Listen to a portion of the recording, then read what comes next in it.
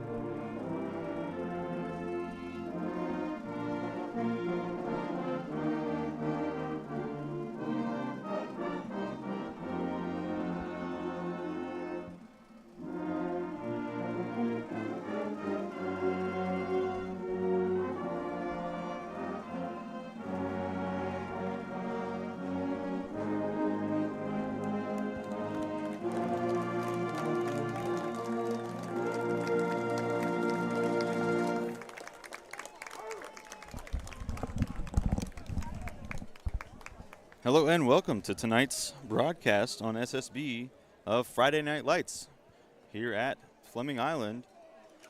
Tonight's game is going to be Fleming Island versus Terry Parker of Duval County. We just had the national anthem performed by the Fleming Island Golden Regiment, and we'll get into some scores and updates from last week and some pregame and the kickoff, as this is going to be a fairly quickly starting one. We have about 2 minutes until they're supposed to have the game kickoff. Captains are about to take the field. We'll start off with those. And let me make sure I've got my scoreboard, everything pulled up and set up on the computer. Tonight with me, as always, on the camera is Courtney Wallace. He's got a headset on, so we might hear some commentary from him tonight while he's half distracted with making sure they stay in the frame. Operative word, might. Good evening, Garrett. How you doing, bro? I'm doing good. It's been a busy day for me. Busy day. I get that. We've been having quite a few of those. Oh, yeah. But, you know, it's Friday night, man. Always excited to come under the bright lights and watch some football. Oh, absolutely. Absolutely. I'm trying to get the huddle pulled up because that's where Fleming's roster is updated, and I am not finding it. But regardless, I'll go through the Terry Parker. I have them in front of me. I don't have numbers for Fleming memorized yet. I apologize. Left to right, I've got number 77, Amari Jordan. And I might have to move and wait until they slide a little bit to see the numbers. There we go. Number 77, number 2, number 1, and I believe that was number 15. So number 1 is Michael Hills, number 2, Terrence Higdon, and number 15. Will receive, and Fleming Island will defend the north end zone. No, sorry, that was not 15. 57, there we go. Isaiah Wiggins are the captains for Terry Parker. And Fleming, we had number 17, number 55, number 23, and I did not catch the last one. Thank you for all you do. Let me get them pulled up so we can at least have their roster as well, because we did not get a paper roster from them. Terry Parker on the season thus far. I got a little bit of insight from the coach pre-game on the field. They are currently 1-5 on the season. It has been a rough season for them, but reasoning for that is, and here come the Golden Eagles. 20 of their varsity players, not their JV, their varsity players, 20 of them are freshmen. They have a very young team, a very motivated team. They did manage to put up, running-wise, like 250 against Ed White, and passing, I can't remember which team they said that it was against, but their quarterback, one of their games, it was a loss for them, but passed for almost 350. For a high school quarterback, that is absolutely amazing. But a lot of their starters are freshmen, including their quarterback. So we talked about it last week with Oakleaf's opponent. Having that young quarterback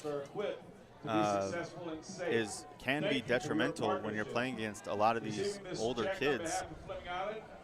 So when I talked to him about it, he said realistically, these kids know that this is essentially their first season. This is going to be what sets them up for the next 3 years coming into when they are all seniors.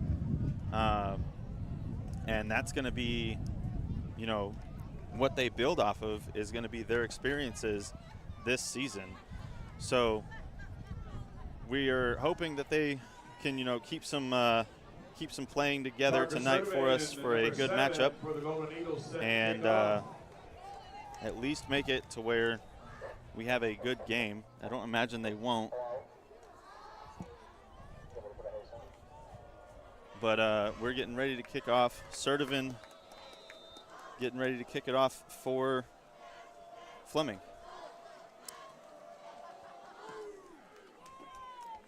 Deep kick that will be fielded at the 6, and it will be brought out by number 1, Michael Hills, to about the 11 or 12. Just outside of the 12.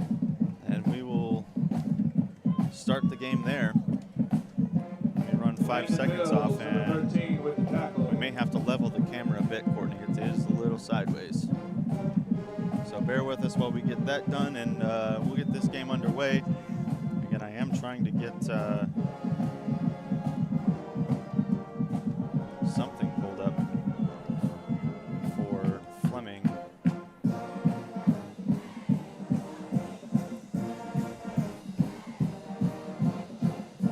There we go. There's the internet I was looking for.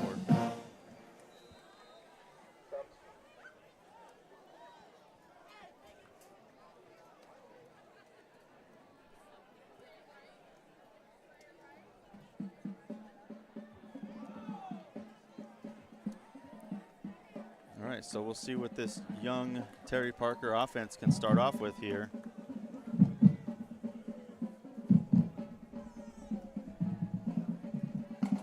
Started off with a long pass, left-hand side of the field, and caught. Michael Hills, left side of the field. One flag right where the catch was. We're going to figure out if that was offensive pass interference or not. There was a little bit of some pushing. It's right around the 45-yard line, 44, 45-yard line. Pass interference against Terry Parker is the Yep, call. that is going to be offensive pass interference. That'll bring it back. And I know the fans were definitely seeing that. I mean, we definitely saw some contact. So there was some hand shoving, but the fact that he was even able to get his hands around the ball is outstanding, even with the offensive pass interference. That was very close contact, just too much of it. Caprice Joseph was the one that was pushed over by the receiver. And Huddle is not wanting to cooperate with him. Penalty moves the ball back to the 7-yard line. So Terry Parker will continue with a first down, pushed back 5 yards. It'll be a 1st and 15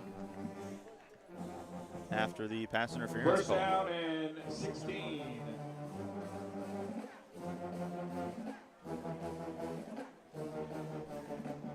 Pass again, caught. That's by number 18, John Dukes III. Sebastian Cruz, number 1 on the tackle. That'll bring up 2nd down and 8 after that gain. I think it's pretty clear what Terry Parker is going to be doing all night. I don't know about all night, but definitely for sure. They did say that their quarterback has been playing in the Oh, I could not remember it now because I'm trying to think of it. The like 6U up whenever they are young kids and they're playing in those young leagues. Similar to the young baseball leagues, the Cal Ripkins and the Babe Ruth leagues. I cannot remember what the football ones are called, but he's been playing essentially that kind of a system for years. So he has experience. This is his first high school experience. That handoff to Tristan Mitchell for a gain of about 2 or 3 yards, and that'll bring up a third down. We'll say 3rd and 5, 3rd and 6. Sorry, 3rd and 4, opposite way. So they said that their quarterback has experience, but again, first time for them. 3rd down and 4. For just basically just a high school experience. It's a shame the penalty on the play, because that would have been a great way to open the game for them. It definitely would have. I mean, we've seen it before this season, and it didn't all go, as a team would hope, but it would be a great way to start a game. Oh, yeah. And pass right-hand side intended for number 12, Jonas Love, and that is going to be incomplete. Sebastian Cruz on the coverage, as I now have the Fleming roster pulled up on Huddle, because that is where the updated roster is. Sebastian Cruz is set. So, I mean, that matchup, I mean, Cruz is we've seen him last season, we've seen him this season. He is very hard to run a route against. He's a very good defender. He's very good at getting in, breaking up the play. So we'll know that we'll see some of him this game. We know that we will see, oh, that was a very high punt that went squibbed to the side. It'll be stopped at the 30-yard line, and that will be where Fleming takes over with optimal field position on that that punt that Terry Parker wanted to go downfield, and it did not. You see, that's what I'm talking about. Now you went from that opening play to now having to punt. Yeah, that's like we said, that's that young team going against a veteran team that has done decent in the past years, going to districts, winning districts, going to regionals, putting in the work in the offseason that I know these freshmen at TP definitely put in, but you've got 4 years of experience coming against you, and it's hard with the pitch to Cedric McNeil. Hard to fight against it sometimes. Pick up across the 20-yard line. That was down to the 19. That's going to be a number 15, Cedric McNeil on the carry for Fleming Island, and that'll be enough for them to pick up a first down. And that'll put them at just on the other side of the 20, not quite the 19. Inside the official red zone of Terry Parker. Again, this is going to be probably an easy drive for Fleming just due to the field position alone. Stevenson, Pachota, and Boyson, the wideouts. That's going to be another handoff to McNeil. McNeil again carries. He'll power into the line for a few yards and bring up a second down. Parker Sertivin, number 7, is the up back. So we've got the usuals for Fleming. You got Gentry at quarterback. Obviously, we've talked about Cruz already. We've talked about Gentry, who is now pushing his way through the line, getting inside the 5. And I'm going to say the 3 is where he makes it to. No, they're spotting the 4. That's going to be a first down. That is a first down, so first and goal inside the 4. And that's Gentry on the carries, which we've seen him this season already just force his way through for quite a few touchdowns. And I imagine they'll go back to him here.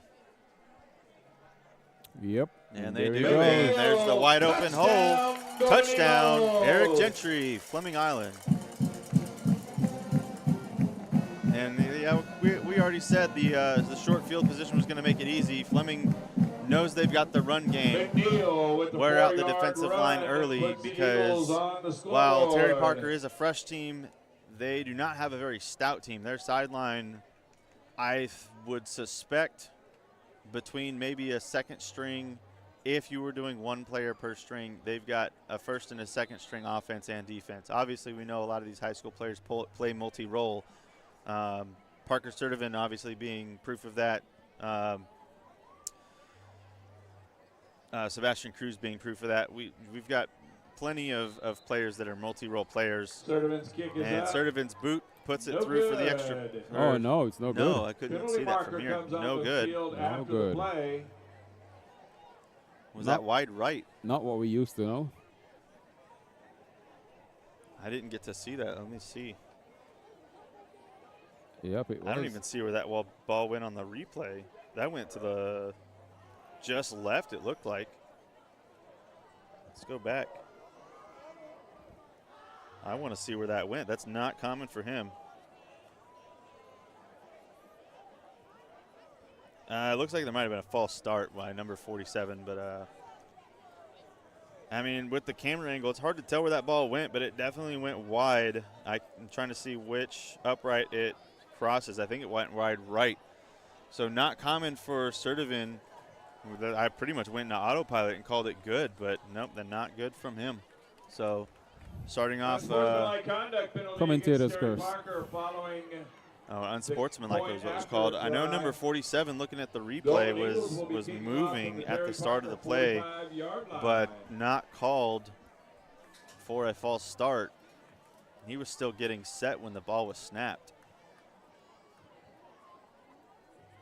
which I think at this point Fleming kind of might have wished was called, because that would have, yes, pushed him back, but give him another shot at the extra point.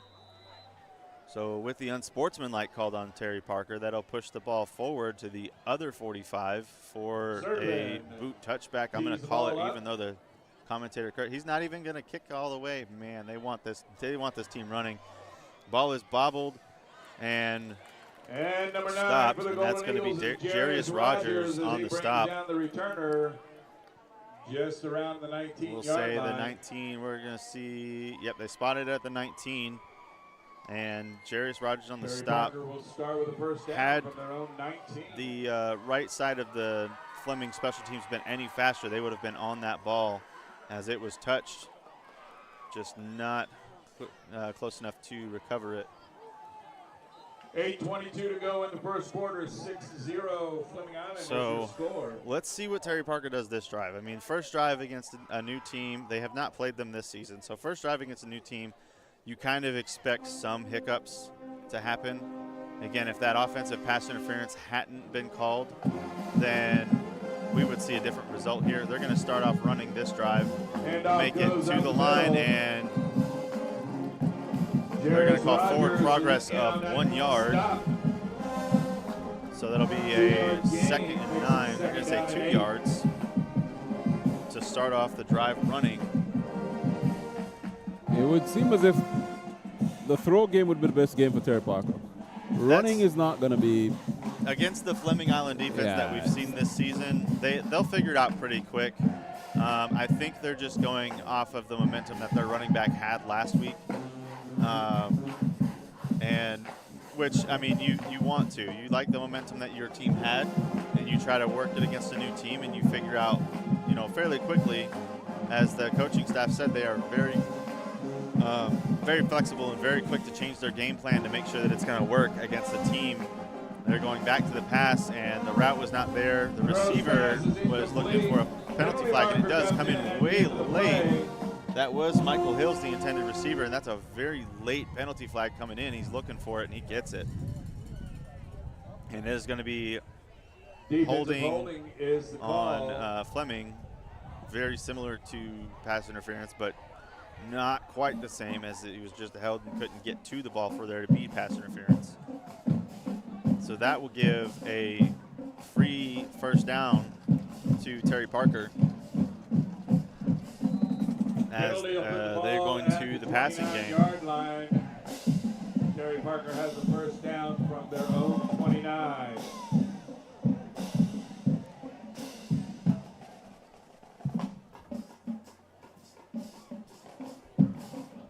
So we haven't mentioned the name yet. We've mentioned the number, but number 5 for Terry Parker, who is the starting quarterback, Daryl Monroe, again, is a freshman.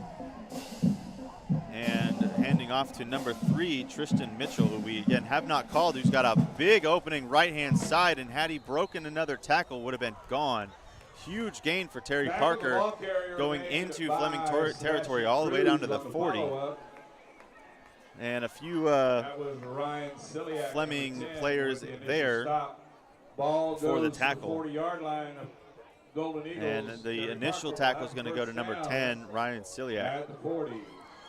So, well, we said the running game wasn't working, and I think TP may have some words for us about that. Oh, yeah.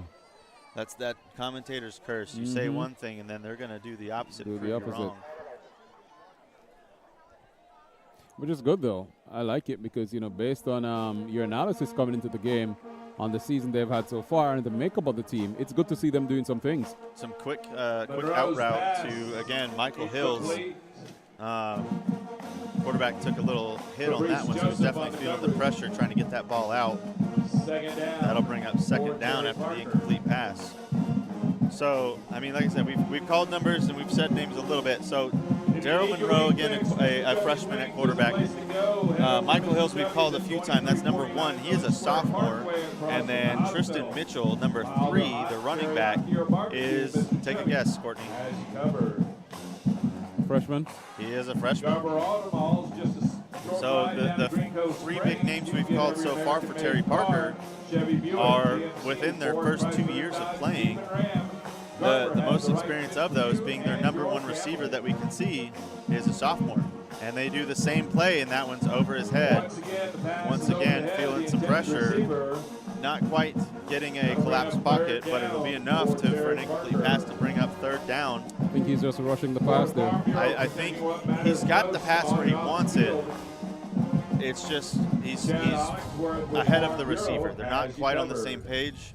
And the receiver is telling him to calm down. Yeah, I mean, from what the coaches said, because again, I went and talked to them before the game, just because again, this is a team we've not even covered.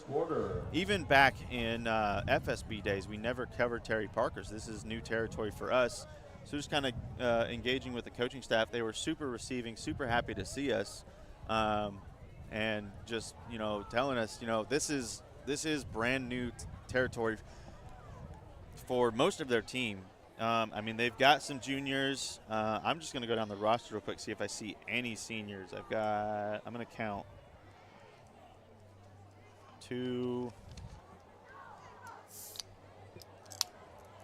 5 seniors on the whole team.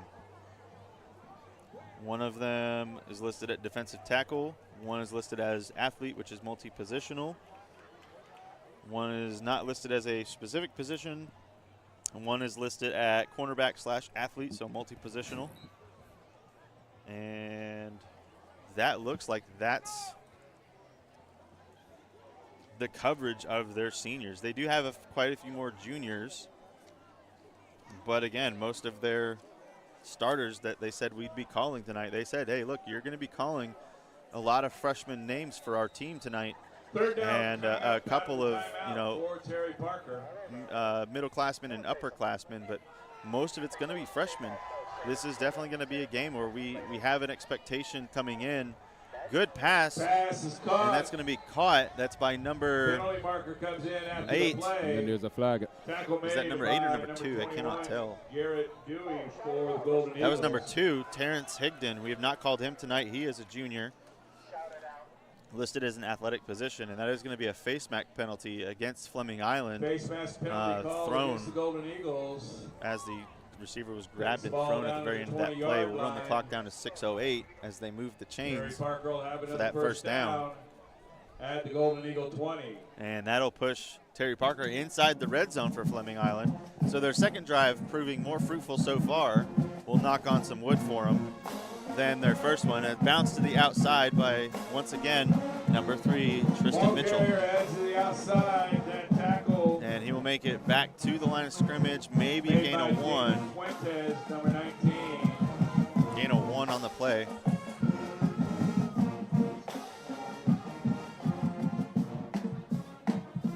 And that'll be a 2nd and 9. So I know that they, when I talked to them, they're hoping to at least obviously put 7 up on the board. Goal obviously was to answer every single Fleming touchdown with one of their own. But as they stated, they were honest about it. They're 1-5. They don't expect this to be a victory. That was again, quick pass to number 1. Michael Hill's still not quite on the same page. He was still trying to juke when he just kind of looked up and the ball was there. Good on him to get hands up and catch that ball. But losing a yard on the play, they're liking that quick out route to him, and it's just not there. They did better on the long ball passes to him. It's just they know that if they do that, they're going to have to deal with the Fleming secondary, and notably of that, Sebastian Cruz. So they've got Sebastian Cruz on one side, and I believe it's Pachota on the other side. I'm trying to get the number of him, but those two Fleming secondaries are, upperclassmen. They know what's going on. Officials timeout on the field. And there'll be an encroachment by Fleming Island to give some free yardage for TP here. 5-yard penalty makes it. And that'll bring up third and we'll say 6. Oh, sorry, they were at third and 10, so 3rd and 5 at the 15. And I think I'm not. Courtney, would you be able to maybe get that number? Oh, it's number 19. There we go. He moved so I could see it. Number 19. Oh, it's David Fuentes. David Fuentes at the secondary. We've seen him before make some good plays. So they've got some upperclassmen in the secondary for Fleming. They are going to that ball, and there was nobody there. Over the head the of everybody. Receiver core for TP just kind of being stuck in that right off the line bundle that was there. 4th down territory, 4th and 5. So again, trying to go to the passing game, and I think they're wary of the Fleming secondary. Again, we've got some very experienced secondary for Fleming, and they've most likely done their research for this game, knowing what's coming up. I am still running the clock, even though the incomplete pass, because the clock is at 3:48. So we'll stop it there. We'll see if they can make anything out of this 4th and 5 that they are going for. Empty backfield, except for Daryl Monroe. Obviously a passing play going for the touchdown, I would imagine. Caught by number 2. He's got the first down. Terrence Higdon. Gain is to about the 5-yard line. They get the first down on a 4th and 5 conversion. Terry Parker will have it first and goal. I told you this game was going to be interesting. We knew that coming in, and that'll be a 1st and goal for them. So a fresh set of downs for them to try to get this 5 yards that they need to answer Fleming's touchdown. And depending on their kicking game, maybe take the lead for the first time tonight in their second drive. All right, we've got Mitchell in the backfield with Monroe. They will hand it off to him. Gain of about, we'll say 2, pushing into the 3rd. And he was almost away. He almost was. That little snag of the jersey held him up just enough so another Fleming defender could get there. They're going to go quick on it. Same play, and he's there. Touchdown. Terry Parker. Number 3, Tristan Mitchell. They went right back to the same play with a quick snap, and that was enough to get them in. And I don't see, there we got a player coming on. I don't see a kicker. What I noticed though, Garrett, is a rather subdued celebration. Yeah, they did definitely say they are very composed about their game. They know that they are the underdogs. They know that they have to keep a level head in order to, stay in this game. But they're going to try to take advantage of the extra point and go for 2. They're going empty backfield, pressure on the quarterback. It is caught. He managed to get the ball, but is nowhere near where it needed to be with the pressure. That was to Michael Hills on the reception. So it'll be tied up after the incomplete extra point. I'm wondering if they were just trying to take advantage of the fact that Fleming missed their extra point and try to get a 1-point lead on any potential Fleming touchdowns, or if they just don't know if their kicker is going to be good enough after that punt we saw. Because I only see. Well, guess what? We're about to find out. We will. I only saw one kicker listed, and this will be the first time we've seen him tonight other than the punt, and that is number 23, DJ Dixon, who I don't see on the field. No, it is number 52. So he's not listed as a kicker. That is Jordan, and I'm apologize if I butcher this last name. I'm going to try to do my best. Berberina. B-E-R-B-E-R-E-N-A. I'm going to say that's Berberina. He is listed as defensive end and defensive tackle. Cruz and Donaldson need to receive the kick. Let's see. He's going to do an onside attempt, and that'll be fielded at the 50. Fielded at the 50, falls forward And to that the is 49 number, in Terry Parker territory. looks like 20. And the Golden Eagles will have it on the first catch. down. Do you think that was the intent? I mean, I would assume so. You have a defensive end, defensive tackle who's kicking the ball off, and based on how that kick went, I would assume that was 100% an onside attempt. Okay. That didn't look like a botched kick at all. That looked like he didn't have full leg extension or anything. That was an onside attempt. So they're definitely trying to get the ball back to start this first quarter off. But in the process, giving Fleming midfield position. We saw what and there's the encroachment. Movement on the line of scrimmage. That's going to give a free 5 yards for Fleming in what they already have, as we saw them at the 30. This is only 20 yards back, now 15 yards back from where they scored last. So they're going to start with, instead of a 1st and 10, a 1st and 5 at the 45 of Terry Parker. Offensive line for the Golden Eagles, number 51, Noah Marino, 52, Easton Isbell, 62, Corbett Yarborough, 71, Cade Starcher, and 76, Caleb Thrasher. Staying quiet so you guys can hear that, because the announcer has obviously been with Fleming for a while, so he knows their line and their players better. So we let him call some stuff for us. Just get that ambient audio that we get from the announcement.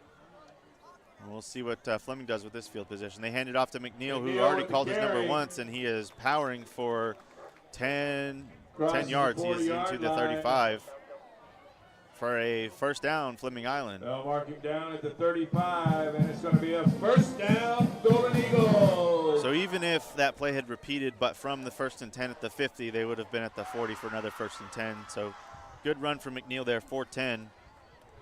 And, well, they're probably going to just do the run game, run the clock into this quarter out. And they do. He's going to push forward. He's got 5 on the carry, so a 2nd and 5. Braves winning. And powering through the line 5 yard to gain, 2nd down and 5 for give the himself Golden 5 Eagles. yards, 2nd and 5 situation.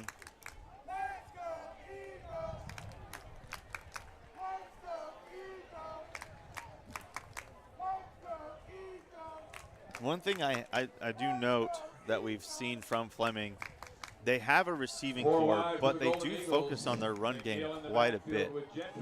With a running back such as McNeil, I see why. Oh, fumble. And that's fallen on by Terry Parker. They've got the ball. They were looking for a reverse. That was number 10 on the initial handoff, Ryan Ciliak, who looked like he was trying to hand off, and there was nobody there. Actually, he went right past the ball. That's the thing. At their own 32 That ball line. just dropped on the ground, and Terry Parker was there for it. 1:39 to go. So they will in the take first over quarter. So with 1:39 and the first to go. So question for you. With last week essentially being a bye for Fleming Island, could it be that they're a little bit rusty? Or is it that they are not taking this opposition as seriously as they should? I honestly feel like it might be a little bit of both. They know that this team has a losing record, and their game last week got rained out. So they essentially they've had 2 weeks of practice. So they've had 2 weeks of playing against themselves if they've done live drills. That quarterback hit as he was thrown, and there's pass interference. I don't know why the Fleming Island did that. It was number 23, who I don't have a number for. I don't know why that happened. The Golden Eagles, the call. That ball was nowhere near the receiver, so he didn't need to do anything near that. The quarterback hit as he was thrown. That was an easily interceptable ball had he just paid attention. But instead, he's going to give free yardage to Terry Parker on what could have been a heads-up play. And again, I don't have that number. That's number 23 for Fleming Island. He is not listed on their huddle. Let me pull up their max preps and see if I can cross-reference maybe. 10-yard penalty against the Golden Eagles. That'll be a free first down for Terry Parker. Terry Parker, they'll have it first With down. a minute 33 left to go after that play.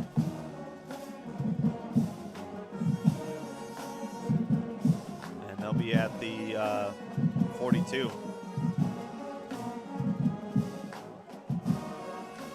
Let's see what their roster on max prep size for number 23. Brady Digman.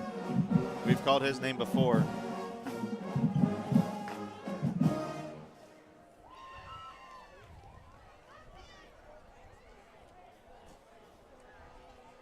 Low snap caught. Pass intended again for Michael Hills and a little high. That'll bring up a second down after Covered a by the 4 Golden second Eagles, runoff. Levi Cox, number 26. That's that TP offensive line. Second down and 10. They've got their hands full for sure with Jarius Rogers on that side. We've got number 40, Preston Bumbelow, who we've seen break through quite a few times. Number 55. Let me grab his number because he's not on huddle. He's not on either of them. Handoff. He's got an open. Oh, would have been an open field. Good tackle by number 19, David Fuentes. Pick up a 3. That's that third down and secondary we were 7. talking about. He read that play, and that secondary reading that like he is, that senior classman reading that play, reading the run, and stopping what would have been a great open field run for TP. And that'll bring up third down, and we'll say 7. Clock winding down inside the minute mark. But you know, a more experienced player could have shaken that tackle. It was a low tackle. It definitely was. Yeah. I don't know about shaking it fully though. He had both ankles. He had the ankle grab. The skip, you saw it coming. Yeah, So I the think skip. Called by Terry And that's Parker. where Parker experience helps you. In the it first definitely quarter. does. Had he seen, you know, the player coming, maybe some type of jump. I still think that Fuentes, being as experienced as he is, would have gotten something that would have tripped him up and slowed him down at least for another Fleming player to get there. I don't think it would have been full open field all the way. Maybe, I'd say maybe 3 or 4 more yards, Well, but definitely not a first down. They don't have the speed, that's for sure. Well, I don't know about that. We've seen really only open field from their receiver, And that's the thing. I So don't- with open field, I mean, you don't have to be that fast because then you're so far away from the defenders that you can get through. With I better kind of want to see a coverage- breakthrough run here just so we can kind of gauge the speed Yeah. because, again, this is a team we have not seen. With a little bit of coverage from the defenders on some of those plays, they're going nowhere. Yeah, I don't think so. Just with how experienced Fleming's defense is. And which is why I'm thinking that they're probably not, their foot is probably off the gas for this one. I would think so. I don't think you come into a game. I think maybe we see them try to branch out a little bit in the second half, maybe even the second quarter. But I think coming into this game, I don't think you put your foot all pedal to the metal to kind of Third show down what and you've 7. got until you can really gauge how your team is going to be against the offense that you've never played against. Another long pass, no receiver there. Pass It is looks overthrown. like it was maybe number 2, Terrence Higdon, whose route was supposed to go that way, but he was covered up by a defender and could not get there. And then the only 2 other receivers were on the outside of the pocket hashes. So no receiver really in range. And maybe that's that inexperience we were talking about with only having, sub-high school level playing going on. Offense is going to stay on the field. 4th down and 7. They are going to stay on the field. We've got 35 seconds remaining, and they're going for it. I will say I want to kind of give credit to the little guys because I used to be, in my freshman year, shorter than one of their receivers that I see on the field. That's number 18, John Dukes III. He is listed as 5'5". Left-hand side of the field, caught. Number 1. Dropped. Oh, he dropped it. That was a beautiful diving. He had it in his hands and he could not hold on to it. Michael Hills. Oh, that would have been a beautiful catch. 29 seconds to go in the quarter. I'm telling you. That, I mean, if they can clean up some of those plays, they're in this game all the way. I think, honestly, that was a beautiful pass. I think that's exactly where that pass needed to be, honestly, because where the defender was, the only play that was possible was a diving catch. And with how we know the defense for Fleming to be, I think that if that ball is any closer to the receiver, it's broken up. I mean, that's my personal belief. I don't know about what you think, but I think that's how that would have gone. And it's going to be up the middle. Number 3, all the way, Brady Dickman. Why did we call him? He called him a different number earlier. I think we went off of the number 23 off of the Max Preps. So not 23 Dickman, number 3 Dickman puts them all the way on the board, 4-6. A huge run from Fleming, and I don't think any Terry Parker defenders were close to catching him after he broke through. That actually, I think, speaks to how easy this game is going to be for them. I don't want to call it just yet, but I do see obviously some Fleming experience pushing through here early in the game. Yeah, I mean, pockets of play is not going to help Terry Parker in this game. No. They're going to have to sustain it.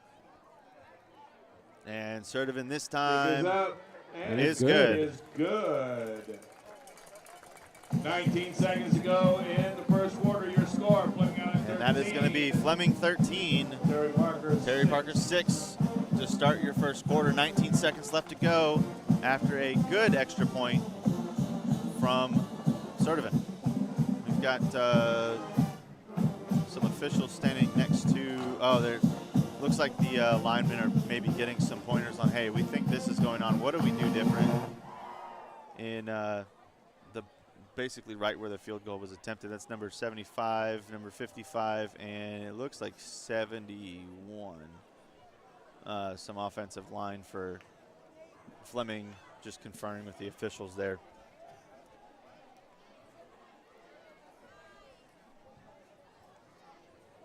So what do you think here? Do you think he tries to boot this into the end zone or tries to run the clock out of the first? I think he runs the clock. Runs the clock. Yep, that's what I think.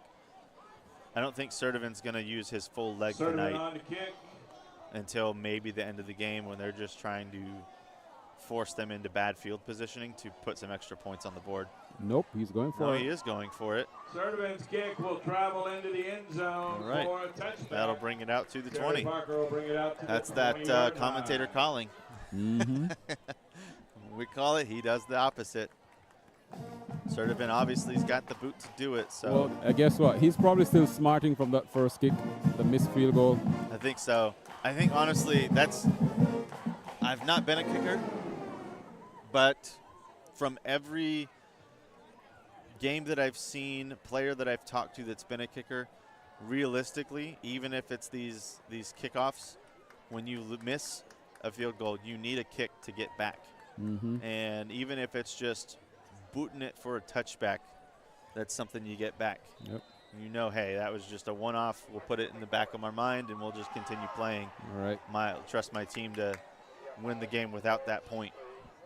So Terry Parker from their 20, again with that quick route, and Passes intended for incomplete. number 12, Jonas Love, who was listed as a cornerback, so maybe another multi-positional. Number 2 was also there, Terrence Higdon, but it looks like he was the intended blocker for that pass to be caught, and that looked like it was a little high for either of them. They're just doing these quick out passes, and they're not really getting anywhere with them. 2nd and 10 from the 20. I don't think they're going to get the yards they need out of those passes either. 2nd down and 10. They may know something we don't, though. I don't know. We've not seen them before. Here's what. I'd love to see a couple of those passes being caught. I honestly would, because we've not seen that part of the game. Because remember on Here's that. a long pass. Right-hand side, open field. And he did catch that. No.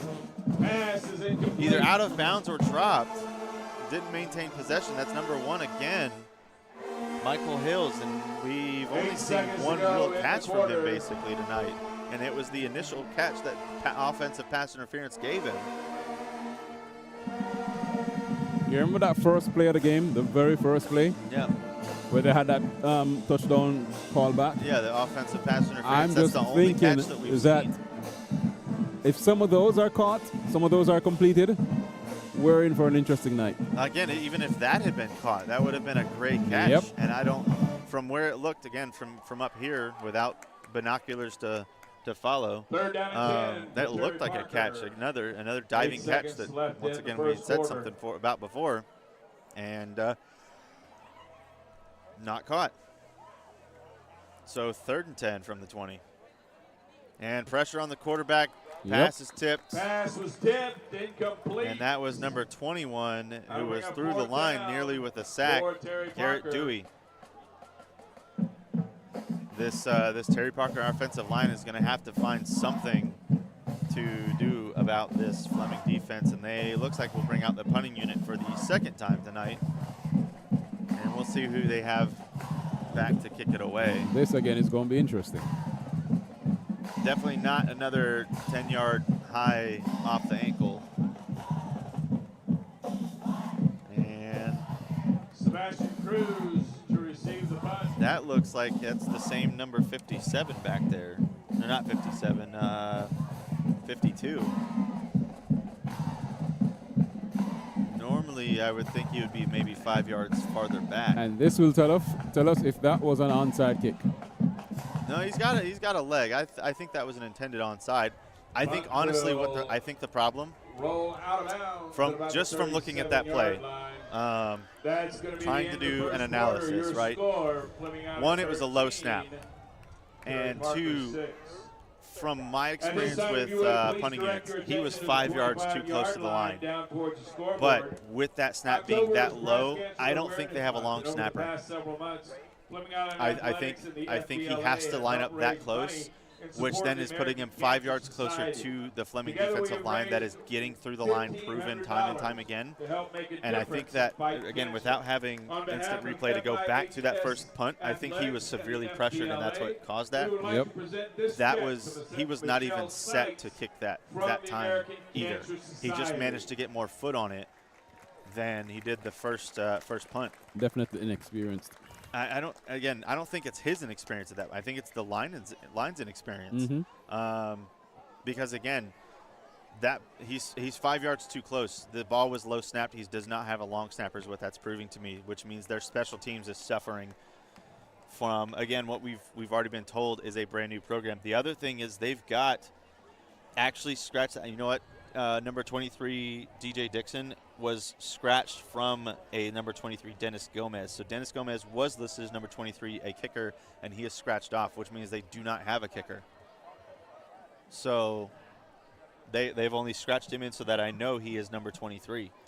So they do not have a kicker. Which takes it back to the point that just looking at the kicker, he does not look like a kicker. He does not. He looks like, hey, we need someone that can kick the ball. Can you do this? Kick it somewhere. Yep. Can you just get the ball out? And he does. Oh, here's some open fields. And he jukes his only defender. And that's going to be a Fleming Island touchdown. One play, one pass. Number 2, Stevenson, all the way.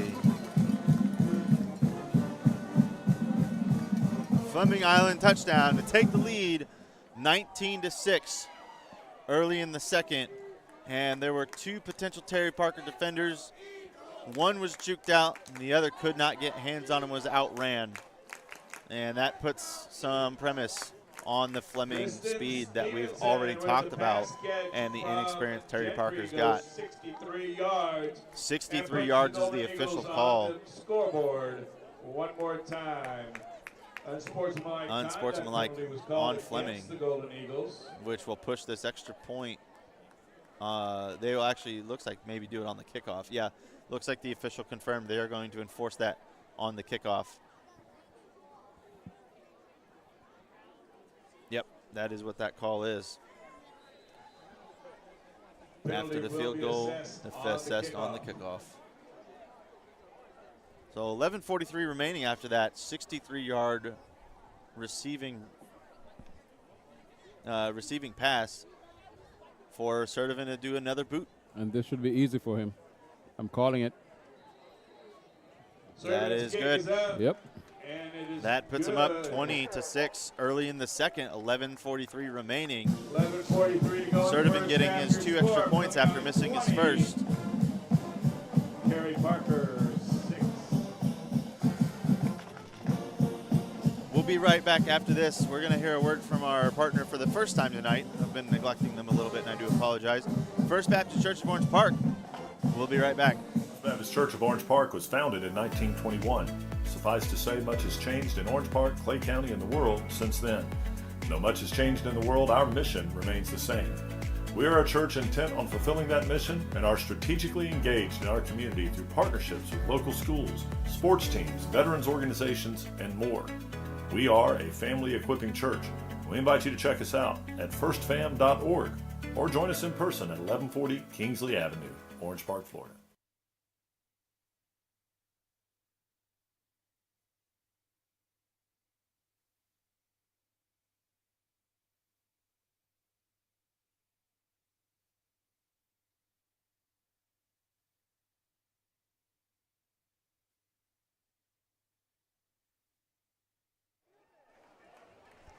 We are back after that word from our partner, First Baptist Church of Orange Park. I want to thank you again for working with us this football season. And after the unsportsmanlike penalty here, that will push from the 45 back to the 25 for Sertivan to kick this away. And I don't think we'll see a touchback here. This would be an amazing leg from this kid if we do.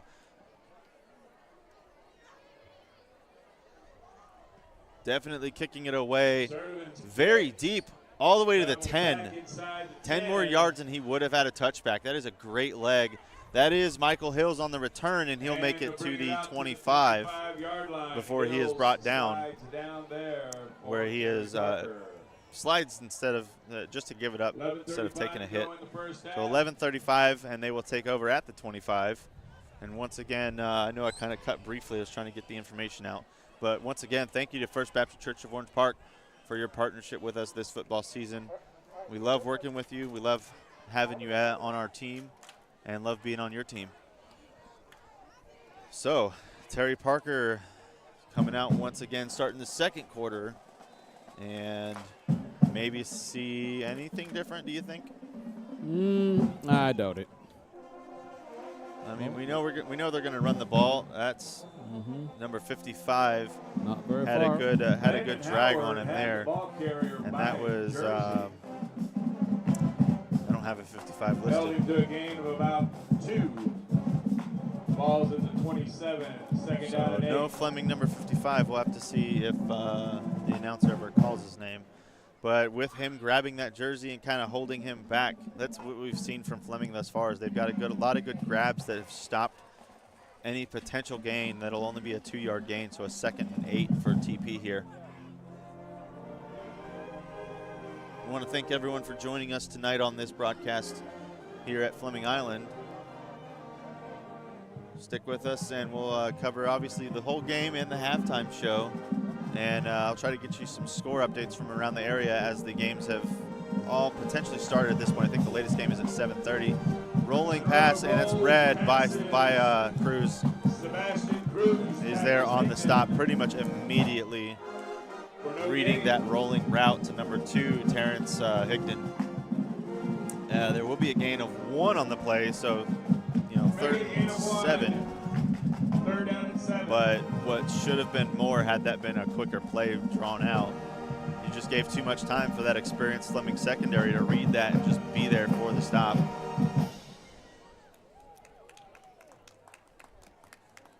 Rolling inside the 10-minute mark here in the second. What's your call, Courtney? You think we get a rolling clock by the half? I would hope not. I really don't I'd either. prefer not. I really want, honestly, I want Terry Parker to put some points on the board. I want to see this And be a good again, experience they've shown for them. that they can.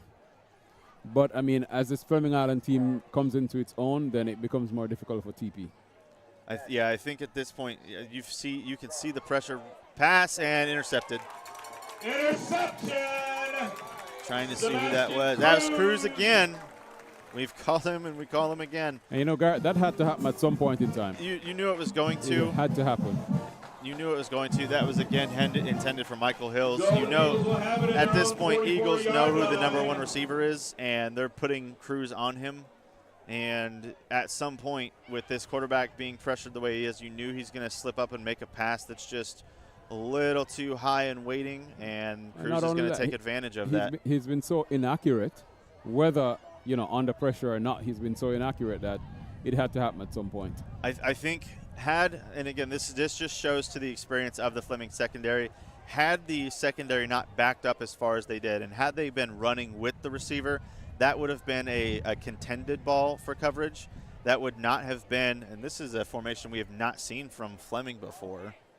There it is. I was like, what is going on here?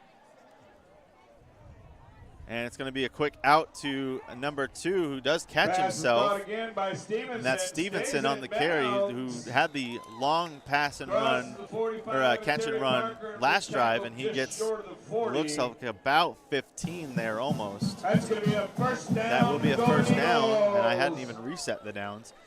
But I think, again, had that been like one-on-one coverage where they're running together, I think that's a contended pass that's probably broken up.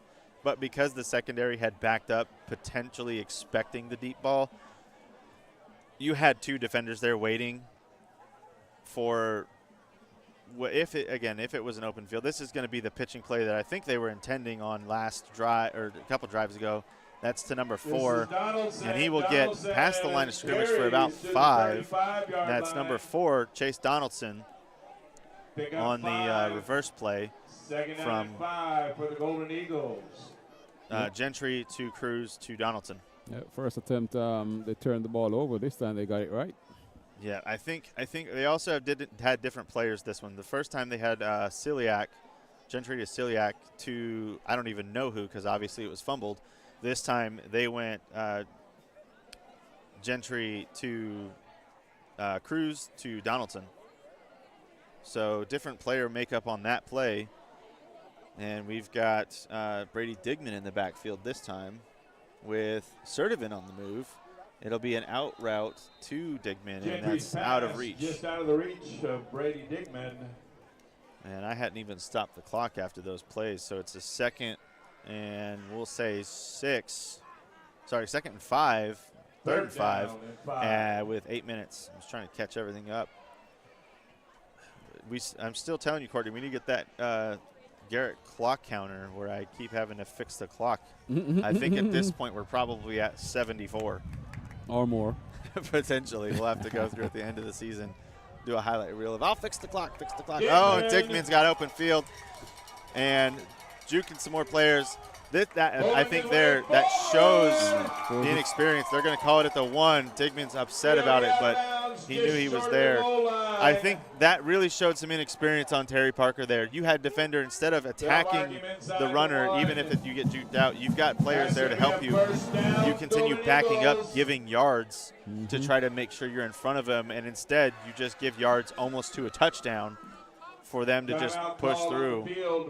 And Terry Parker will call a timeout, and that's their second. I didn't even mark them down for the first, but they look more like soccer players. And it really did. You're looking to defend a goal versus defend a goal line. And coach is not happy. You can definitely tell he's not. He's but not happy. Again, that was Michael Hills. He's their #1 receiver. He was the one that eventually made the stop. And with I didn't get the other number, but instead of attacking where the runner's coming from to force him to juke and potentially slow up his gait, you just continue backing up with him, allowing to just gain those extra yards easily. And now you're facing a touchdown. First and goal from the 1 at this point. You have 4 tries for a 1-yard, I'm going to assume, run. I don't think Fleming needs to attempt to pass here, but 4 attempts at a 1-yard run. We've already seen Digman push it for very far yards. We've seen Stevenson for passing yards, and we've seen Gentry just force his way through. You have 4 attempts for either of those to happen. The other thing we're not counting on that we haven't seen yet, you've got Sertivant on the field who essentially acts as a halfback or a forward back or even a tight end at this point. We've got a penalty, and I think there may be a false start. What is going on?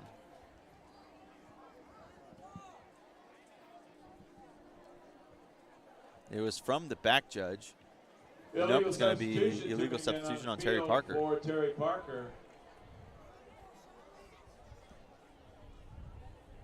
And it'll be a retry of first down. Technically, I think it's half the distance to the goal, but they're at the 1, so there's not only like half a yard. But I don't think they moved it at all. Yeah, I mean they're saying half the distance, so it's at the half yard. You're already there. Yeah. And we'll see Digman in the backfield carry it, I would assume, in for the touchdown. Yeah, And there he goes. He wanted it. He was upset from the last run where he didn't get it, and he gets it there. We'll put on 6 for Digman. So at this point, we've seen Digman, we've seen Stevenson, and we've also seen McNeil. And that's 4 touchdowns. What's the other one we saw? Was it McNeil twice? I think McNeil, yep. Yeah, I think it was McNeil twice that we've seen. And Sertivant on for the boot. I honestly kind of would be happy if we saw Sertivant act as a tight end on that one for a quick little just dump-off pass for a touchdown. I'd like that for him. And that's up and good.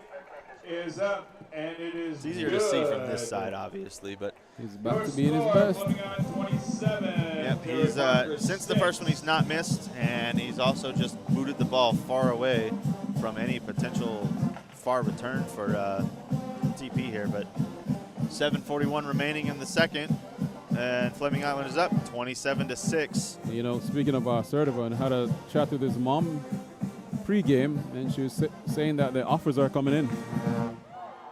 For some after high school play ball. Mm-hmm. Yeah, I mean, we kind of figured that was going to be happening for him. He's got the leg, and he's proven that he can, under pressure, get the ball, and he's only slipped up this season. Maybe I think we can count on one hand. Yep. If I had to guess, at least from what we've seen, 3 times. And he has chosen to play as a tight end this season also. Yeah, which I think we saw a little bit of. I think he tested it last season, but I know he's been a lot more of a wide receiver / tight end. I think it's been more of a tight end that we've seen from him, showing that kind of multi-position player. But high school has a lot of that. This one's going to be a low kick, and it's going to roll out of bounds, and there will be a penalty because it's on the kickoff. I think it was about the 3 is where it went out. So that will give a couple of yards for Terry Parker there. But, I mean, if he goes to college, at that point you still have occasional multi-position players. But I think at that point that's where you kind of start to focus with where you want to go. Yep, you play to your strength. There is one thing I will say, Sertivant, if you do rewatch this, to consider. He will, guaranteed. I guarantee you he will. He wants to see his film and see where he messed up and review that, obviously. He's told us that before. There's stuff to consider, and I'm sure you're obviously aware of this being a player of your stature, but once you get into collegiate level and even NFL level, there's tight ends that obviously help with moving the ball down the field for touchdowns. But if you look at the NFL this season, the kickers have won the games. I mean, you've got – I say this only because I'm a Cowboys fan, so I watch their games more than any other NFL games. We do have a flag on the play. Brandon Aubrey, or even last week for North Carolina, I don't know their kicker's name, but Brandon Aubrey came down, kicked a field goal to tie the game at 27, and then the Panthers pushed down the field and won the game with a field goal attempt for a 30-27 win. So at this point, at least in NFL level, which if you play college ball and then try to draft is, another 4 years for you. Kickers right now are a vital asset. Brandon Aubrey with amazing kicks. Again, I don't know the Panthers kicker off the top of my head because I watched Cowboys more than anything. I will admit to that. I've been a Cowboys fan all my life, and they've done nothing since I've been alive, so it kind of is just a suffering cycle, but you deal with it. But they're a commodity that is oftentimes overlooked until you need them. And that is something I would say, if you've got the leg for it and you've got the drive for it, stick with it, because it definitely is something that will push you through your career. Tight ends are obviously super useful, super helpful with some passes. We do have number 2, that's Terrence Higdon down. So hopefully he's okay. It looks like he's grabbing his knee. But last words I'll say before we change subject for you, Sertivin, is obviously play what you want to play, do what you want to do, be happy with it, but don't discount any position just because you think another one is glorified. Everybody plays the game and everybody's useful, and you've proven yourself as a kicker. I think you've got the leg for it and the drive for it. So consider that as you make your way off to the collegiate level, and what I would assume, unless you decide on a career change, maybe some potential NFL level if you're good enough at the collegiate level. Looking forward to watching you in the years to come, obviously. And shout out to your mom. Yeah, shout out Thanks to for Miss taking care Sertivin. of us. Absolutely. Doing amazing with taking care of us pregame and making sure that we are welcome here at Fleming Island. We always feel welcome, and you do an exceptional job at making us feel that way. So thank you very much. And Higdon gets up under his own power, which is good to see. Glad to see no injury there like the one we saw last week where player had to be carted off the field and taken. We would assume concussion protocol is what that was whenever we talked after the game. We didn't get an official diagnosis, but that Oakleaf player who, if I look back, I would remember the name of, who was, carted off the field. We'll have to check in with them and see how he's doing.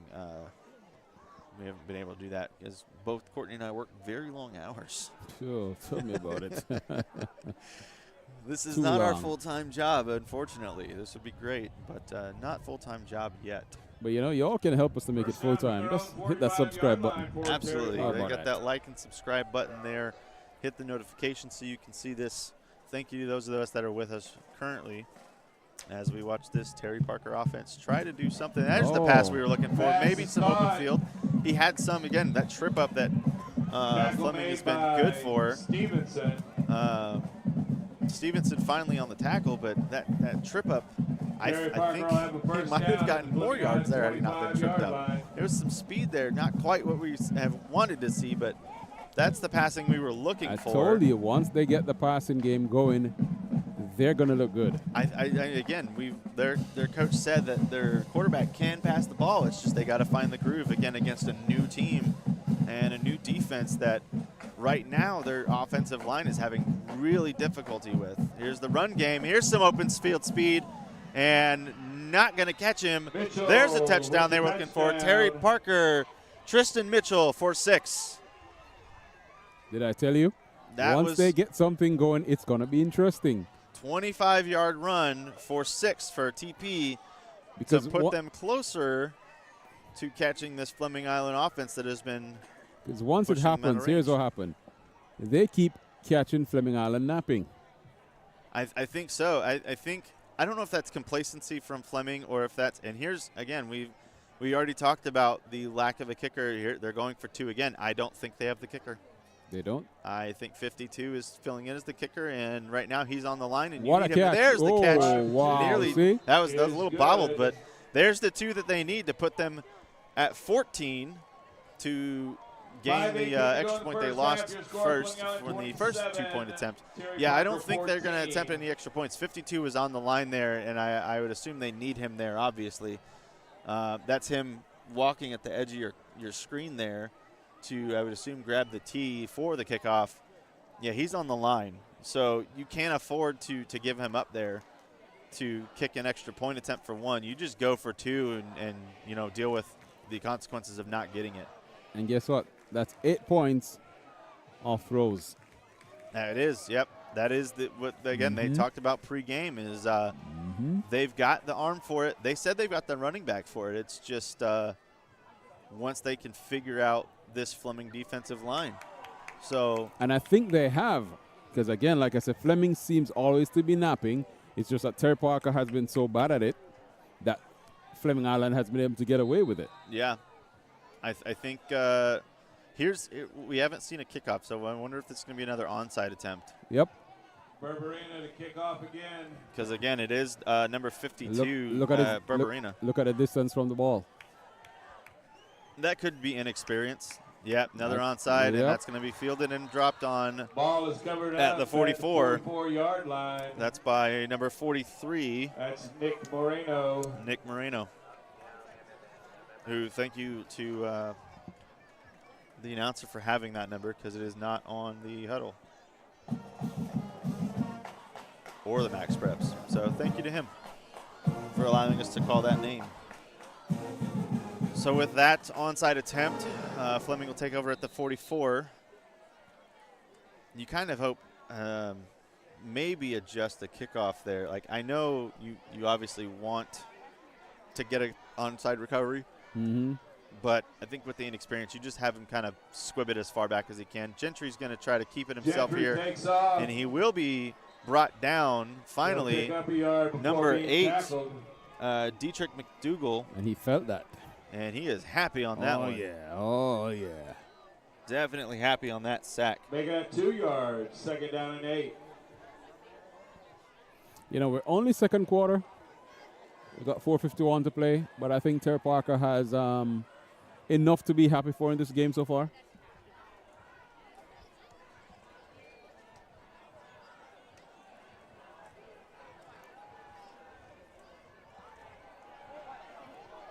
And we've got a long pass, and they're saying catch. Yep, it looks like a catch. Picked off.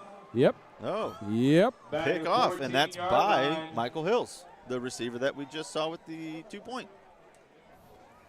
Well, what do you know? I was actually not expecting that. Like I said, man, this Terry Parker team and the way the Golden Eagles are playing, we have an interesting game on our hands. Looks like Fleming's getting a little complacent here. I imagine they'll probably address that at halftime.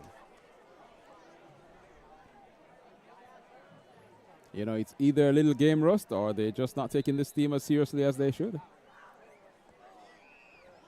It looks like it. That is not what I was expecting there from Fleming. First a sack, then a pick. Yeah. Ooh. Then, and to think of the plays before from Terry Parker, 2 throws, 8 points. I just want to give another shout out. I know he's out of camera view at the moment, but on the bottom side of the field, close to the Fleming sideline, again, that short receiver. They were looking for the long pass again. That time to Terrence Higdon. I got to give credit to the short guys, man. I feel that as a short guy. He's walking back towards the huddle now, but, man, I remember playing and being, you know, my freshman year, believe this or not, Courtney, I was 4'3". Wow. My freshman year. You almost didn't exist. I basically didn't. He is listed at 5'5", which I really find hard to believe just looking at him. I mean, who's he right next to? What's number 2? Number 2 is listed. He's not listed at a. Let's see. Where's number? I'm trying to find someone comparable next to him that he's close to that I've got a height listed on. Tristan McNeil is listed at 5'10", and he doesn't look that far shorter, or that close to. He doesn't look, 5 inches shorter than Mitchell. He looks like a foot shorter. I know he's kind of like, you can't even see him. And I feel that personally. Like, again, freshman year, I was 4'3". There was nothing that you were doing to see me anywhere. That's I got to give a shout out to the short guys. I'm sorry. I'll say it time and time again as I see him. I want to see him catch a pass and go long. I want to see him put some yards on the board for the short guys. You, even that botched pass just now, if that had hit, that would have been interesting. Oh, yeah, for sure. It would have been a one-on-one. It would have, and I think I don't know if he breaks the tackle to score a touchdown, but I definitely think that those kinds of passes, if they can get their quarterback to not feel this pressure as much, this is going to be. I see him honestly throwing balls like Russell Wilson. Russell Wilson has very long. He is a very, very hard threat to counter in a deep ball game.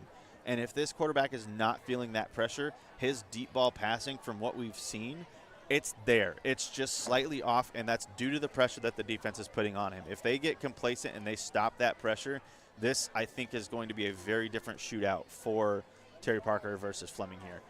And they're going to run, and he will be 8 up right about the line. And that's Cruz and number 26, Levi Cox. At this point of the game, Terry Parker does not like to hear the name Cruz. They do not. I think by the time the game ends, we might see some heat between Cruz and anybody on the field. Yeah, they're going to be tired of hearing his name. Oh yeah. The guy. I would be surprised if he doesn't have offers on the table. We haven't, I don't think, talked with him about them, but we know Jarius Rogers has got some. We've talked with him before. I think last season. We know that Donaldson has been looked at a little bit. I don't know how much. We didn't get extensive conversation.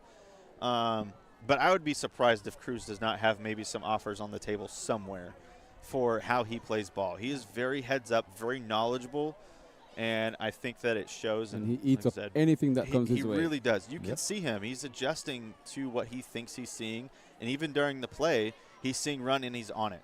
You see him right there. He's not on the tackle, but he's there to make sure it's stopped where it is. Mm-hmm. He's very good at reading everything that's going on the field, and having him at secondary, if he can keep building on that, is like we've talked about with Sertivin and his boot. That is something that you can't teach. It's instinct, and under 3 minutes to go. You can definitely get someone close to that. Ball IQ. But yeah, that's. I mean, we've talked about it during basketball with this, no-look passes or just moving the ball down the court quickly. That is something. And somehow that just being in the right place at the right time. I mean, you see him. I don't know if he's calling the adjustments here for sure, but you see him adjusting, and he's reading that. He read run whenever there's a receiver in front of him that could have been easily just a curl. He's reading run, and he's on the run. And that's IQ that comes with the experience, obviously, with being an upperclassman, but it also comes with just playing the game and understanding the game. And he's definitely got it. We are definitely giving some shout-outs to him for sure. Yeah, and a form of game captaincy. Because once that ball is snapped and it comes across, then, somebody has to, in the secondary, somebody has to be there to call the shot, really. Definitely. I think at this point, it is first down, but they are, sorry, I did not stop the clock, 2:29. There's the run. He'll get to the line and push through to about the 30. Landon Howard with the tackle. They're going to credit Howard with the tackle. I think that was more, I don't think there was an actual tackle. He wasn't drugged down. I think he just stumbled over. 31-yard line. And they'll give him the 31 on that. 4. And that'll be second down. Another handoff, and he was at the line. That time, Jarius Rogers was there. We'll give Jarius Rogers credit, and number 40, Jarius Rogers. Preston Bumbelow. Preston Bumbelow with the tackle. So I think Terry Parker's kind of finding a little bit of a rhythm here. Mm-hmm. Again, it might be a little bit too late in the game for it, but that is another first down for them, and they are pushing. But, I think, though, again, considering, like from the chat you had with the coach as to the makeup of the team, the composition of the team, this is good for them. Honestly, yes. They'd be extremely happy with where they are right now. Here's how I would consider this, right? This is Terry Parker's varsity team that is, as we've said, mostly comprised of freshmen and underclassmen. Right. Again, a couple of upperclassmen here and there, but the only name so far that we've called, oh, there's the little guy. Love to see it. Even though it's only a 5-yard, hey, that catch, that put it on the board for John Dukes III. Love to see the little guy there. I wanted it, and I got it. I'm happy now. Second down and 5. And seems to be limping a little bit, but he's standing. Yeah, he's still on the field for the next play. And here we go again. Long ball left side and outthrown. Fastballs Overcooked. incomplete. I think that's just miscommunication between receiver and quarterback, and the quarterback being a little overzealous on what he wants on the play. And that's the kind of pass that gave him an interception last time. That's the pass that I said, had the secondary not backed up that interception play, then that's the kind of pass you see just being contested and maybe broken up versus intercepted. We didn't see the secondary back on that one. We saw a one-on-one, and had that ball been kind of on the mark, that's that contested throw that we said is kind of up for grabs. I think if we can get this Russell Wilson of a high school quarterback just to reel that in and be more pinpoint with it, again, this is going to be a very fun game for them. And this is not even halftime yet. Here's another pass we're looking for, and that one's intercepted. That one was read beautifully by number 17, Ty Street, and he is going to be back to the 40. That's the reading. That ball was not high enough. We said it was too high last time, and that one wasn't high enough, and that's going to be an interception, the second one of the night for Fleming. One by Cruz, one by Street. Well, you see, Garrett, there's one thing about sports. You never want to telegraph your plays. And that's what happened there. I think it was it was just an easy too much pickoff. of one. Yeah. Yeah. I think it was too much of a telegraph. Again, that one. So we said the last one was overthrown. That one was underthrown. Yeah. That's what it comes down to, is telegraphed and underthrown. You and I probably could have picked that one off. Yeah, I mean, even with, maybe hobbling around the field injured. Or height issues. Yeah, that one, great. I will give credit. Great leaping catch there and reading the play by Ty Street. And we'll see Gentry passing left side of the field, wide open, number 6 looking for it, and I'm waiting for a flag. There's no flag. No flag. No flag. That was intended for number 6, Jace Thrift. And here's what Gentry, the fans are. Gentry remembers the last pick. Yep. He remembers it, and he's going to clean it up. That ball was at the pylon, and there was contact before it was really there. I was waiting for the flag.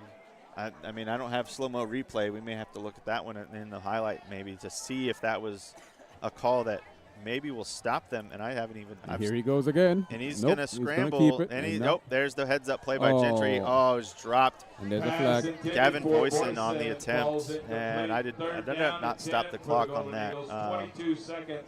From running, there's 22 seconds left. I have it at 0. Third down, penalty marker. Let's see what that call is. Ineligible man downfield on the offense, so that'll back them up, and they will either accept it and replay the down or just continue the third. Waiting for the call. And that's what the official is waiting for is, hey, are you declining this so they go to third, or are you accepting and they get a 2nd and 15? They are accepting. Ineligible receiver downfield called against the Golden Eagles. So that'll push back to the 2nd down and 15. 43. 2nd and 15 with 22 seconds remaining, and giving Gentry a pass option again. Here we go. Pressure. That's going to be dumped off, caught by Stevenson, and he's going to be, couldn't juke out that time. And he'll get down to the 32, so it'll be a third down. Timeout by Fleming. So that's the first of the half. 10 seconds to go. And they're going to be right at around the 30-31 with 10 seconds to try to get, they're going to say 13 seconds, actually. They put time back on the clock. 13 seconds to try to put points on the board before they received the ball in the second half, because they gave it to Terry Parker to start. So they want to put points on here, and then if they were to score here and then maybe score again at the beginning of the second half, they have potential for a rolling clock there.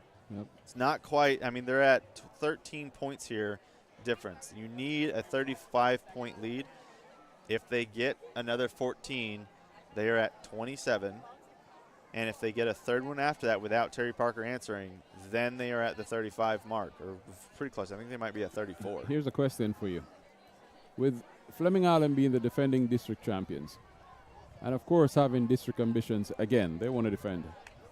In a game like this, would you be disappointed in the way they've played so far? Absolutely. A game that you expect them to dominate, getting ready for Middleburg next week? Absolutely. We've seen Middleburg's record. We've seen them play at Orange Park. I don't think anyone really suspects Middleburg because they think Middleburg, they create their own schedule. They got some easy teams they play against. No, they got some decent teams they play against, and they've got a good record to show it. They got blown out in the one big game they played, though. Longmire Yep. in the backfield. I mean, yes, but at the same time, they Gentry have on the proven. run. Oh, outthrown for Stevenson. Pass intended for Stevenson falls incomplete. That'll put up That'll fourth bring down. up fourth down. So nothing here. Do they go for another pass, or do they see if Sertivan's boot can do this? I mean, potentially he could, but I don't know. Do they give him the chance? Why not? You see him on the field waiting. Why not? Is what I say. I'm not the coach. I mean, at this point, yeah, you've got a 13-point lead. Why not? Give the kid a chance. You're not likely to lose this game. And it's going to be a timeout Fleming as they try to decide. 6 seconds remaining. So realistically, you've got one play. You're at fourth down, so you've got one play either way. One play to either try to score a touchdown on what would have to be a 31-yard pass. It's the only way you get that, unless you think they can do a breakthrough run again, which they haven't done since, early in the second. So 12 minutes ago, as far as playtime goes. Or do you give Sertivan the chance to motivate himself with a kick, and it looks like they're just going to go for it. They've got number 35 in the backfield. I just think that this game is so easy. Zion Longmire. Should be so easy that, you give him a chance. That's a name we haven't called yet, though, Zion Longmire. We've seen him do some really tough breakthrough running. We do see Sertivan in the slot. They're going for it. 6 seconds remaining. Long pass. Oh, nearly sacked. That's going to be an up ball. Brought down by number 14. Caught in the end zone, Gavin Boyson. Touchdown, Golden Eagles, putting them up 6 more by Gavin Boyson with a leaping catch in the end zone. They went to him at the pylon earlier. He did not get a flag, and they throw it to him again, and this time he comes down with it. So that puts him up 6 before the expiration of the half. Sertivan will perform the extra point to put him up 34-14 for a 20-point lead if he makes it, which he's not missed since the first one. So I expect another one here. Well, whoever made the call, they're very happy right now. I can definitely tell that. I mean, again, we expected Fleming to kind of push some stuff here, but it's up. It's good. And it's good. Kick is up. And that's Sertivan's boot for the extra point, putting Fleming up at the half. 14-34, 20-point lead for Fleming. We'll be right back at the halftime show, where we'll cover, obviously, the halftime show itself and go over some scores from the area. Before the half, we'll hear from our partner, First Baptist Church of Orange Park, who I want to apologize to. We have not run them but once this game. We've been enjoying the conversation. So we will try to push some more of you guys in the second half. We appreciate you guys. We'll be right back after this. First Baptist Church of Orange Park was founded in 1921. Suffice to say, much has changed in Orange Park, Clay County, and the world since then. Though much has changed in the world, our mission remains the same. We are a church intent on fulfilling that mission and are strategically engaged in our community through partnerships with local schools, sports teams, veterans organizations, and more. We are a family equipping church. We invite you to check us out at firstfam.org or join us in person at 1140 Kingsley Avenue, Orange Park, Florida.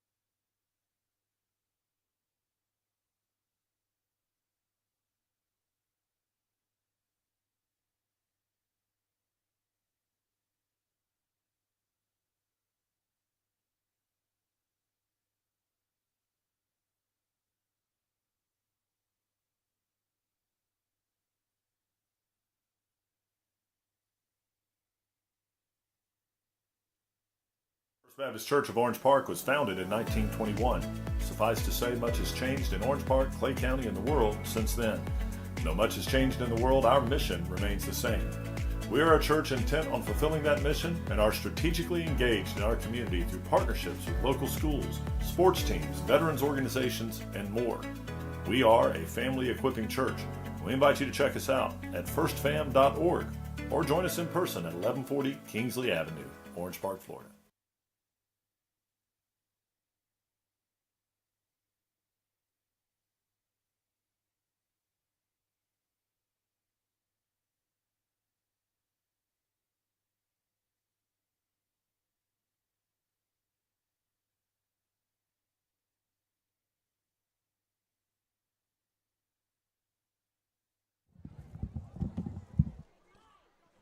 Welcome back to Friday Night Lights here on SSB.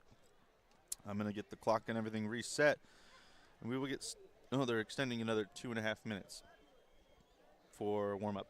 All right, so we will be coming into the third quarter here at the Fleming Island versus Terry Parker game. Here in the next 2.5 minutes, it is the start of the third quarter where Fleming Island leads 34-14. What I'll do, so that way we can try to keep something rolling, I'm going to roll, because it looks like, I don't know if they're going to give him a full 2 minutes or not. Looks like Terry Parker's on the field already and ready. Actually, they haven't left the field. Well, yeah, I mean, they were over in the end zone. Yeah, they spent the entire halftime going through Golden having a team Eagles talk. preferred the coin toss Yep. So, to the second half. as we said in the second quarter, Fleming Island deferred, so they will receive. the football. So they just put up before the half ended with, 6 seconds left. They got that touchdown pass to Gavin Boyson, who had also received a pass attempt at the pylon that was broken up on what a lot of the Fleming Island fans thought should have been a pass interference penalty and was not called. And he got the second opportunity to score them before the half. There's another onside, and they'll fall on it. Ball recovered. So Near he got the midfield. attempt, got them the touchdown, and Fleming now gets the ball to start the half. Jake Gomez with the recovery. With optimal field position and Golden a Eagles chance to start put second half, an they're on extra 6 on the 49-yard board line. after they already lead by 20. You know, I think that pass by Gentry for that last play, for the last touchdown of the half, that was him making up for the pick. I think it was. I think the other thing, I would like to say it was a redemption pass. However, had Boyson not read that ball and, jumped up to get it, that would have been a potential interception again. Offense on It was field. definitely kind of a lob it up and get it there. And it did get there. By all means, it made it there. We haven't called this Longmire name with tonight. carry. That's Longmire Across on the the carry. We 50-yard called him line. once in the backfield waiting to see if he'd do anything. Gain will He be was the just blocking. 47.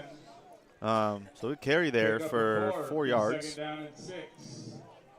But no, definitely got the redemption pass in there. It's going to be a quick pass out to Pass Stevenson. Stevenson's Left-hand got a side, blocker kind of or moved back to the right and Ooh, hit what a hard hit. He gets hit by Maurice Duncan, and number dropped at 10. about the 42-yard line. That was a good hit. Holy. If that had been any harder, maybe Third concussion down and protocol 9. for him.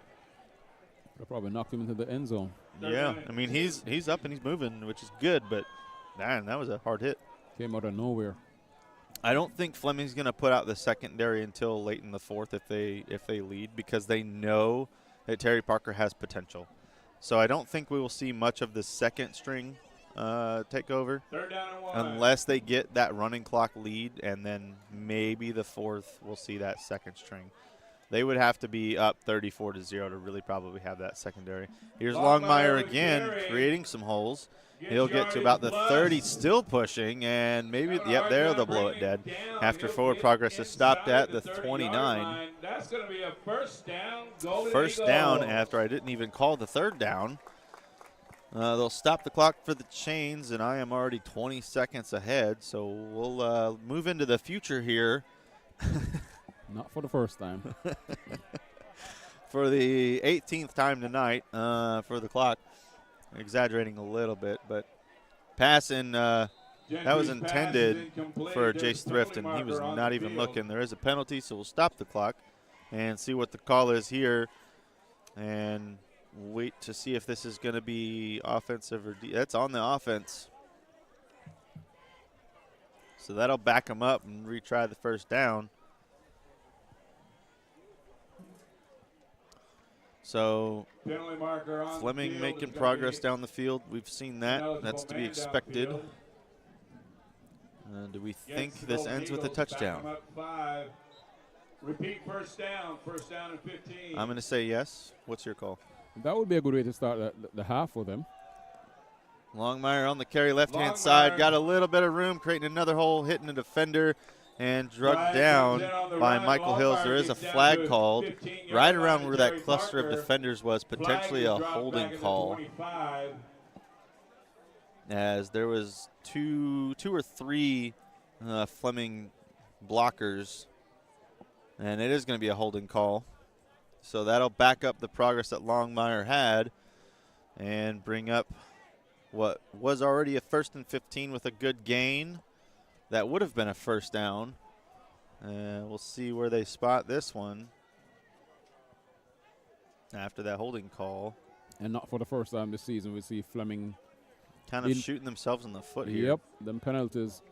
So the penalty will push them back right back to where they were, 1st and 15 from the 35 after a penalty. So really no loss there, just a loss of time and play. Pass here from Gentry, left-hand side of the field, and they're going to call pass interference on that. I think that was a little bit of a reach there. I think he forced himself into that defender. I don't know if I see pass interference there. Again, we're up near the press box, but that seemed to me like he kind of forced himself into that defender to get the call. I don't think he was anywhere near the ball to get that, but that's just my opinion. I'm not the official that saw it apparently on the field at a better level. Penalty is going to be against Terry Parker. They're going to say pass interference, Terry Parker, and just push the ball forward. Pass interference. So it will still be another first down. This time a 1st and 5. So what is this, 4th first down? 4th down, first down. Which one is it? I don't know. So this will put them at the start of the red zone, first and 1, actually. And another passing play, left-hand side. That one, that's caught by number 5, Oliver Pachota. First time we've, I think, officially called his name tonight. First down, Golden Eagles. And that will be enough for the first down. So we'll pause the clock for the chains to get them inside of the 15. Or sorry, right at the 16, actually.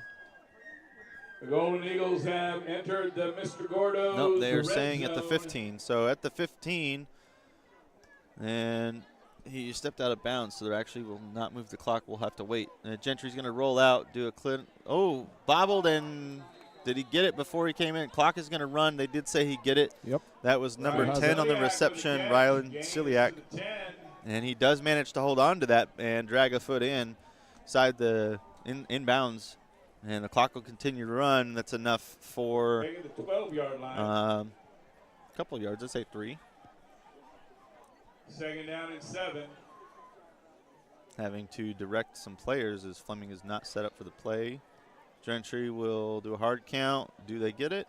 No. A little bit of movement on the defense, but nothing to get a call.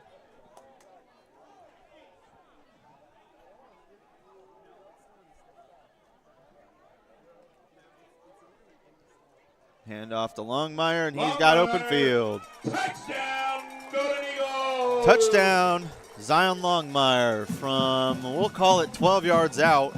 Put 6 on the board. Fleming's going to take a 40-14 lead here at the start of the 3rd. 9:10 left to go. Plenty of football left to be played. And we'll see Sertivin for the extra point. That puts them a 34-point lead. You know Oh, what? sorry, 36. You know what I didn't think of? Is that if we get a running clock, it's an early night for us. It is. Haven't had one of those this season. Come out just a little bit. Servin's at the bottom of the scoreboard on those, just so you're aware. I know you can't see the scoreboard on your side. I'm just looking at it on mine. Yeah. But it was good. It was good. So we'll put on 41 to 14. So correct me if my math is correct here. 14 plus 36. No, 26 is 40. So they have a 27-point lead. So I think if we get a touchdown and a 2-point conversion, then we have the running clock. We're not quite there yet, but still a great lead. You want to call the kick? For Fleming. I'm going to say he boots it for a touchback. What's your call? Do the opposite. That way one of us is right. Prove one of us right here, Sertivin. Come on. Give us something. Well, he always does anyway. He definitely does. Just like his mom, always give us something at halftime. Hey, she was great at halftime. Speaking of halftime, we did get some confirmation because we were talking about Cruz and some offers. We did get confirmation. He has received offers. I don't know if he's official with where he is confirmed, so I don't want to fully call it because I don't know if she wants us to or not. But he has received offers for sure. Sertivin has received offers and is confirmed to have not accepted any yet. He's still kind of toying with the idea of where he wants to go. And I was correct with the touchback, so we'll call at least one of 3 calls tonight for Sertivin. 33-point accuracy for tonight. Actually, I think that might have been 4, so 25% accuracy. 1 and 4. We'll pile them on. But hey, I was correct either way. But yeah, I don't know if Cruz has fully gone kind of public with where he's confirmed, so I won't call it over the broadcast. But he has received offers and he has confirmed personally which school he's going to go to. I was able to speak with Sertivin and Cruz's mom during halftime, both taking care of us. Looks like they're going to start off with the run, and they'll be met. The hole was there initially, and it closed up before he could get through it. So nothing going there. I think the hole was a trap. I think that was kind of a deceptive hole. It was like the walls were closing in. You just didn't know they were. So that'll start with a no gain, 2nd and 10. But yeah, they both, Parker Sertivin and Sebastian Cruz's mom, taking care of us during halftime. We do appreciate Miss Sertivin and Miss Cruz for your support and obviously welcoming us here at Fleming. We know we're loved and appreciated here, and we appreciate being here and what you guys do for us. So once again, thank you. I won't, like I said, I won't call it yet, but I'm sure we'll cover Fleming at least once more maybe during the season, and I'm sure. Maybe we'll get something there. Oh, there's that pass we were kind of looking for. And there's that Fleming stop we were talking about with just breaking up his legs. That was to number 4, Eddie Williams. I don't think we've called his name yet tonight. Another small one? They've got him listed at 5'8", so an inch shorter than me currently. And about 1.5 feet taller than me in high school.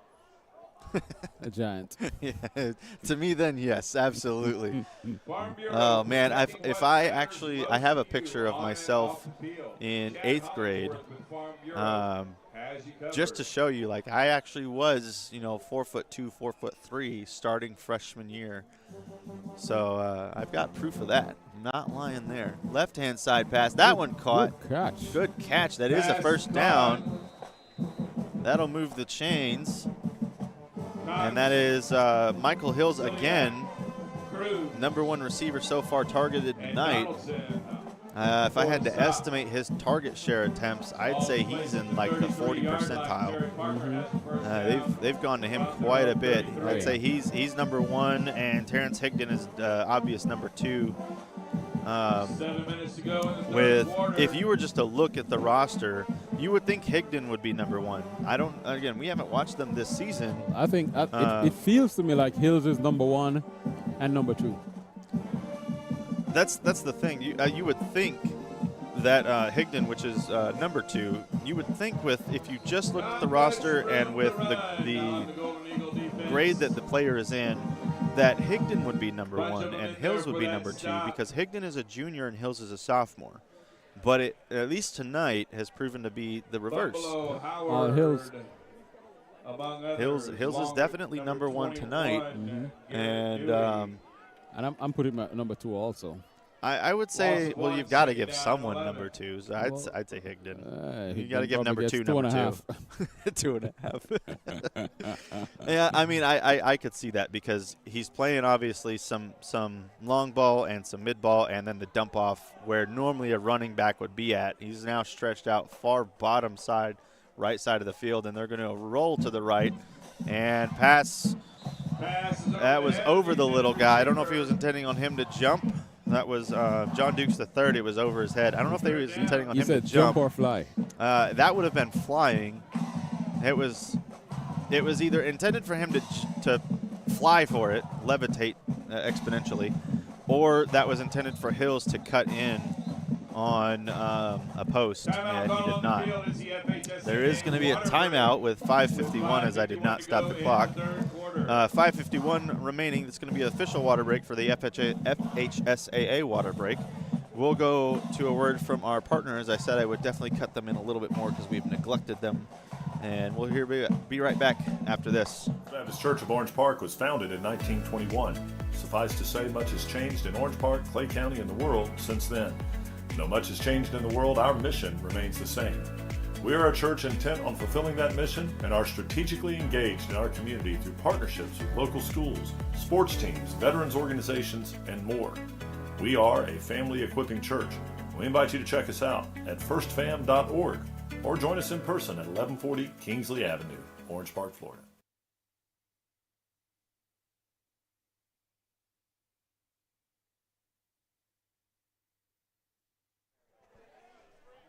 Welcome back. This is Friday Night Lights on SSB here at Fleming Island. Under the lights. Yep, under the lights. And, Courtney, you know what I think we need to do? Obviously, we've got our nice uniform T-shirts now. I think, honestly, for football season, we need red ones. Oh, yeah? Yeah. It's Friday Night Lights, and Friday, that was intended for Higdon. There's that number 2.5 receiver we were talking about. So, obviously, being a veteran, military stuff is near and dear to my heart. Is it 4th down? I didn't move the down marker. 4th down, I guess. Yep. Obviously, military is near and dear to my heart. Being a veteran, Fridays, at least in the military and military support community, is known as Red Fridays for Remember Everyone Deployed. Which is why when I showed up, I had a red shirt on for work. I wear one at both jobs, one early in the morning and one at the afternoon one. So I think football season, we should have some red shirts. I agree. And then obviously we've got our nice black ones that I love. These things are comfy, man. 10-4. So good job there. But yeah, and maybe another random color in there somewhere. A gray or something like that. I like gray. How do you suit? Gray's Actually, nice I opted color. for gray. That was my first option. Oh, really? Yeah, I was just overruled. That's and there's overthrown pass that we were talking about, intended for Hills. So the 4th down, not on the same page. Yeah, he's mad. He definitely is. They've tried that pass a few times tonight.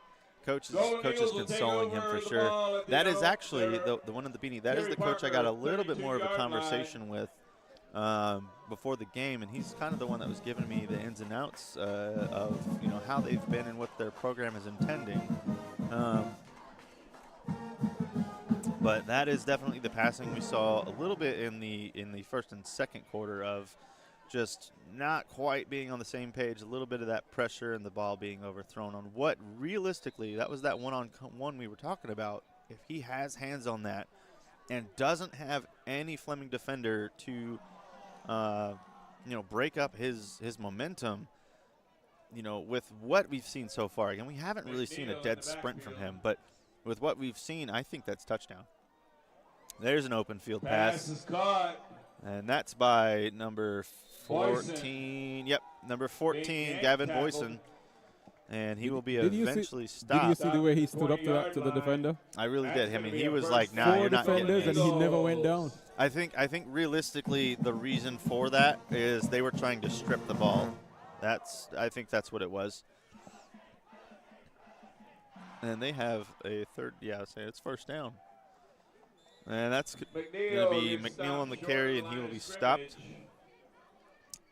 But I think TP is trying to strip the ball and get it back so they have some potential, and that's why he's able to stand up so long. But you know, there's a thought on the quarterback. If their quarterback is able to just work himself out the pocket, because he's got a good arm and he has good intentions, if he can just elude some of that pressure. Gentry quick pass to Pachota. He had some pressure there, but he's able to maintain his composure and get that off to Pachota for third down and a gain of about, I'd say 3. So the 3rd and 6 is what I'm going to call that. I think honestly, again, we talked about it a little bit. That's the experience of playing high school ball. With being a freshman, he's got some time to learn, and that's what they've already talked about when I was on before the game is realistically they know they're not going to go super far this season. Obviously, they would love. That's number 6 on the tackle, Chris Dancy, stopping Gentry from a scramble to gain Penalty against the Golden Eagles. a little bit more yards, and that will bring up 4th down, except for the fact there's a penalty, so we got to wait on that call. And it looks like they're going to decline it and make him have it 4th down. We'll wait to see. Holding on the offense. The Golden Eagles. That's decline. That's bring up 4th down. 4:07 remaining in the 3rd. Penalty is declined. But yeah, I mean, if the quarterback, we've seen a little bit with the rolling to the side, he's been rolling to his right. Mm-hmm. If he was able to do that when the pocket collapses, I think he'd be fine. But I don't think he has the speed to do it. I think the Fleming defenders. Speed and experience. Yeah, I think Jarius Rogers and Bumbelow and I don't know number 55's. Timeout with Golden Eagles, 4:01, and that'll be their first of the half. I think with Bumbelow, number 55, obviously Jarius Rogers, and I can't remember who else is on that far side of the line. I feel like it might be Landon Howard, 56. We'll have to see whenever they come back out. But with their defensive line, we've seen they are very quick. So I think even if he tries to scramble, and with how the Fleming defensive line is broken through thus far, I think realistically they catch him. I don't think he has enough time to even scramble and try to get the ball away, because even on the rolling passes, he's been pursued pretty heavily. Yeah. So I guess I just love to see more of those passes being completed, because I just think yeah. that if he can get improve his percentile on those passes, this team has something to work with. Oh yeah, realistically, if he has, like we see, he's got the arm. I think partial inexperience and partial just miscommunication between the receiver and the quarterback. If he has those balls pinpoint, man, this would be an entirely different game. They did say that the running back has, I think last week ran for. Oh, that's intended for Stevenson. Leaping catch. Holy cow. Give him some vertical hops for the 4th down conversion and put them at the goal line. First down, Golden Eagles, after Stevenson high points the ball and takes away any potential chance for the Terry Parker defender to stop what would have been a 4th down stop for them. Holy cow, that kid's got hops. So that's definitely been an out route for Fleming. That has worked. Stevenson has the there's McNeil, and he's going to be swamped. Gets stopped short of the line of scrimmage. They're going to say a loss of 1. Loss will be back to the 4-yard line. And he's going to be at the 4. I think they were at the 1 actually, so it was a loss of 3. Man. Do they list how tall McNeil is? Let's see. 5'11". So yeah, he's definitely got some vertical on him. Yep, almost 6. Yeah. we'll say 5'11 and a half with the helmet. And another out route to him, corner, and it's going to be, is he inbound? Yes, he is. Touchdown, Stevenson. That's going to put 6 more on the board for Fleming. 2:53 remaining in the third. High points the ball on the left side of the end zone. And that's going to be 6 more on the board. They're going to call it roughing the passer, and that'll be declined, I would imagine, unless they are going to enforce on the kickoff. Penalty will be assessed on the kickoff. See, that's the difference between like high school and upper levels, because you normally just decline those. They don't enforce them on a kickoff. But I guess high school's a little bit different. But we'll see Sertivin to put it on for another extra point. It's up, and that is through the uprights to make it 48-14. And with that is a 34-point lead. So we are 1 point away from a rolling clock. 2:53 remaining in the third. Terry Parker needs to come up with something here in order to stay in this game. We'll see what they come up with here after this. Baptist Church of Orange Park was founded in 1921. Suffice to say, much has changed in Orange Park, Clay County, and the world since then. Though much has changed in the world, our mission remains the same. We are a church intent on fulfilling that mission and are strategically engaged in our community through partnerships with local schools, sports teams, veterans organizations, and more. We are a family equipping church. We invite you to check us out at firstfam.org or join us in person at 1140 Kingsley Avenue, Orange Park, Florida. As they set up the penalty yardage and forceage, I just want to remind you, we are accepting partnerships, and we are coming close to the end of the football season and into the basketball season, which we are going to be active for.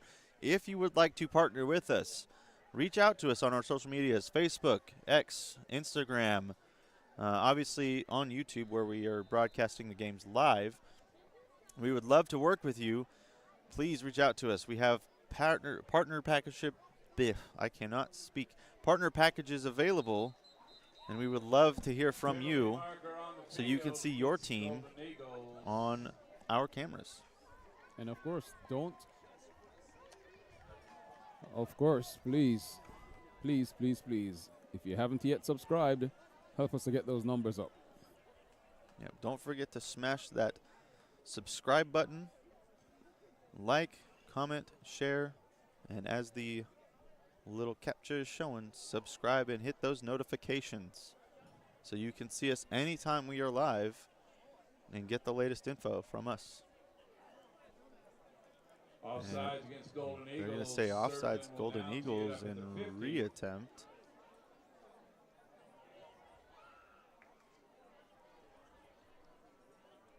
And I think this basketball season coming up is shaping up to be a very exciting one.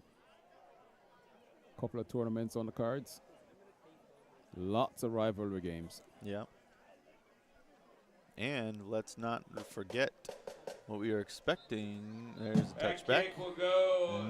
That bounces off the field goal. Terry Parker will have it. Touchback, that'll bring it out to the 20 for Terry Parker. 2:53 remaining in the third. And they need something here to stop a rolling clock for the entirety of the rest of the game. So they need something more than just a 4 and out here or some overthrown passes. Their run game, I don't think they have enough in it. They've said that their running back did a good 250-yard game. You know, I can't remember if he said last game. I thought he said last game. But realistically, they said their quarterback is the one that has passed for 300-plus yards in one game. I don't remember who he said. I'd have to look at their schedule or the stats and see if they posted them. But if that's the case, that was a all-passing game for them. 300 yards a game is like ridiculous. They're going to run it, and he's stopped immediately. That's number 55. Landon Howard, that's who that is. What number do they have him listed as on Huddle, I wonder? They have him listed as 56. So maybe something with the jersey was wrong, so we had to use 55 tonight. And say I only saw a 56. There was no 55. So Landon Howard is who we've been calling is 55 all night. We've got, let's see, 13, 40, and 43. So 43, they don't have listed. 40 is Preston Bumblow, who we've called, and 13 they don't have listed. Second down. It's going to be a passing play, and short guy couldn't get to it. Levi Cox on the coverage. That was to John Dukes III. Got to give credit to the 11. little guys. That was some good coverage. So going to be a difficult one there. And that'll bring up 3rd and 11. I said, little guy will learn fast. You don't want to have a big guy covering you. No. Well, unfortunately, it's not something you really can control because, I mean, even in basketball, it's the same way. Realistically, if they want to put a 6-foot guy on a 5'5" guy, there's a huge height difference there. You've got to jump 6 inches just to meet where he's at, let alone get over his arm reach on top of that. So you've got to have some spacing and take some shots farther back. And for a receiver, that means creating distance. And as a little guy, not to say he's not fast, he's got some speed on him, but whenever you've got, that's going to be tipped and picked off. That's Chase Donaldson. And he's going to take it back for a return 6 interception. That's going to start the rolling clock. Touchdown, Golden Eagles on a pick 6, Chase Donaldson. That was intended for John Dukes III, the little guy we were talking about, over his head, tipped straight into Chase Donaldson's peripherals, and he grabs it and brings it back in for 6. So, Gary, here's a question now, though. We've just been talking about it. At his size, it's very unlikely he's going to be playing against people his size. Yep. So now when you throw the ball to him, you have to be aware that the people around him are going to be bigger than him. You have to essentially, and it kind of sucks to state it this way, you have to throw it at his knees. 1, because it's not that hard of a grab for him, but 2, it makes it harder to have those things happen. Exactly. When you throw it at what your normal receiver's height is, and I'm not trying to down his height, because again, I was a short guy, but when you throw it at something that is your normal receiver height, that is exactly what happens. You have it go basically at his head level, and where the most mistakes happen is when you have a ball coming fast at you at your head, and you're gonna do exactly what happened. You're gonna tip it, it's gonna bounce off your helmet, something's gonna happen, and it's gonna go straight to the defender, who realistically was there to make a stop had he caught the ball, but because it's over his head instead, it is bobbled straight into Donaldson's hands, and Donaldson, being the quick guy that he is, takes it back for a pick 6. Put that on his stats. Dad's gonna be happy to see that. Number 13 is Landon Mills, Lawrence Mills. Thank you for putting that in there. Donald Donaldson, I was waiting for it, and he was going to come in the comments. 3rd pick 6 of the year. Go, nephew. There we go. Like I said, that, I mean, he's got the awareness, too. I wonder if he's got anything on the table for him, honestly. He's got some awareness. We know he's made plays. That's the 3rd pick 6 they're saying for the year for him, which realistically, even at NFL levels, you pick 6s, I'm wanting to say, and again, I stated again, I'm a Cowboys fan, so I follow them more. I'm wanting to say there was only like 6 on the year. And that's the end of the 3rd. 6 on the year last year. So he's got 3 at high school level, which means he's got the ability to play the game for sure, as we've stated most of the Fleming team has. But love to see another one for him. 54-14, a 40-point lead for Fleming against a Terry Parker team that, again, is trying to build their program. And you know what? You get the chance you get the feel he was just sitting back and waiting for that because he knew really it was coming. Yeah, it had to come. I mean, Cruz already got one.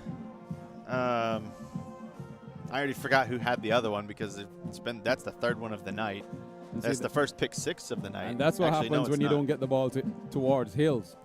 Yeah, that's true, yeah. When you don't give it to your number 1 and number 2. Yep. And not your 2.5. Servant's kick. That's going to be fielded at the 1 or the 2. It's going to be brought out by Hills, speaking of which.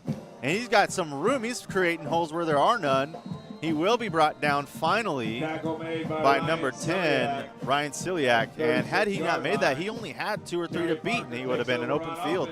He has some speed. We definitely saw it there. So if they can get him the ball, I'm not saying he's making the team, but he's going to create some plays for them. He definitely did it there. Why are you throwing the ball to the smallest player on the field? I mean, you've got to give credit to little guys. When you've got nothing going, you've got to find something somewhere. It's not so much about the little guy, but I mean, so I mean, Hills, realistically, he was open. He was. We can't say he wasn't. He was open. The problem is where the ball was thrown.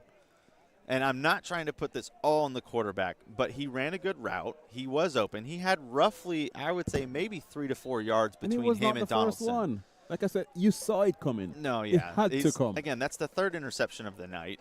We know it's coming. Fleming is reading it. But he had roughly, I would say, 3 to 4 yards between him and Donaldson. Donaldson just happened to be right there waiting for it. Well, again, longer they're going to legs. go to the run because I don't know if they're going to trust. There's some open field running speed. Do we get? Oh, there's tripped up. Good stop there. Number 21. That's going to be Garrett Dewey. Trips him up.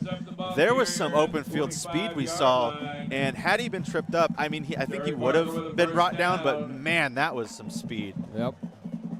I forgot to start the clock 2 minutes ago. Holy cow. We're add another one to the counter, Courtney. You see, you're so enamored by the little guy. It's not even that. It's just watching the game, man. I love the game. I know I say baseball is my sport, and it really is, but I love football too. I played both. Football was middle school level because, again, being 4'2", going into from 6-man in Texas. You're playing pee-wee ball, right? Yeah. There's Hill. They're going to hand it off. There's some space, and he does get tripped up, and that's going to be number 31. Nope, that's 21 again. That's Dewey on the stop. That'll be a first down, though, and the clock will continue to run, obviously. That's what I did. I didn't start the clock at the start of the quarter on the kickoff. That's the running clock. I went off the play. Mark it down at the 12. But a red zone. 13. Yeah, they're pushing down. They want to get some more points on the board. They haven't scored this half. At this point, I think they should just be enjoying the game, enjoying their football. They definitely, like I said, when I talked to them before the game, they definitely have said that they know they are the underdogs in a lot of these games. Hill at running back, and he's going to run it in for the touchdown. That's going to be 6 on the board for Terry Parker. Michael Hills on the board. Give him 6 more. Give him 20 to 54. Clock will still continue to roll even though they are within 35 now, and we expect them to go for 2. I think once the rolling clock is started, you cannot stop it. I don't think even if you get within, it'll stop. And I love that for the team. I love it that they're still going. And here's Hills again. Hill trying to go, and he's met with the Fleming defensive line, so no good.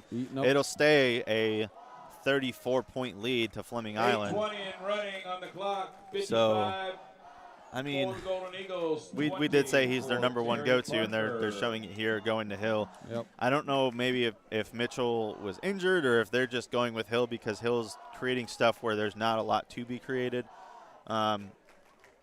Definitely, I will say, for a sophomore, Hill is playing as if he is upperclassman and has been doing this at least 3 years. Yeah, he's showing some experience. He's definitely showing some experience.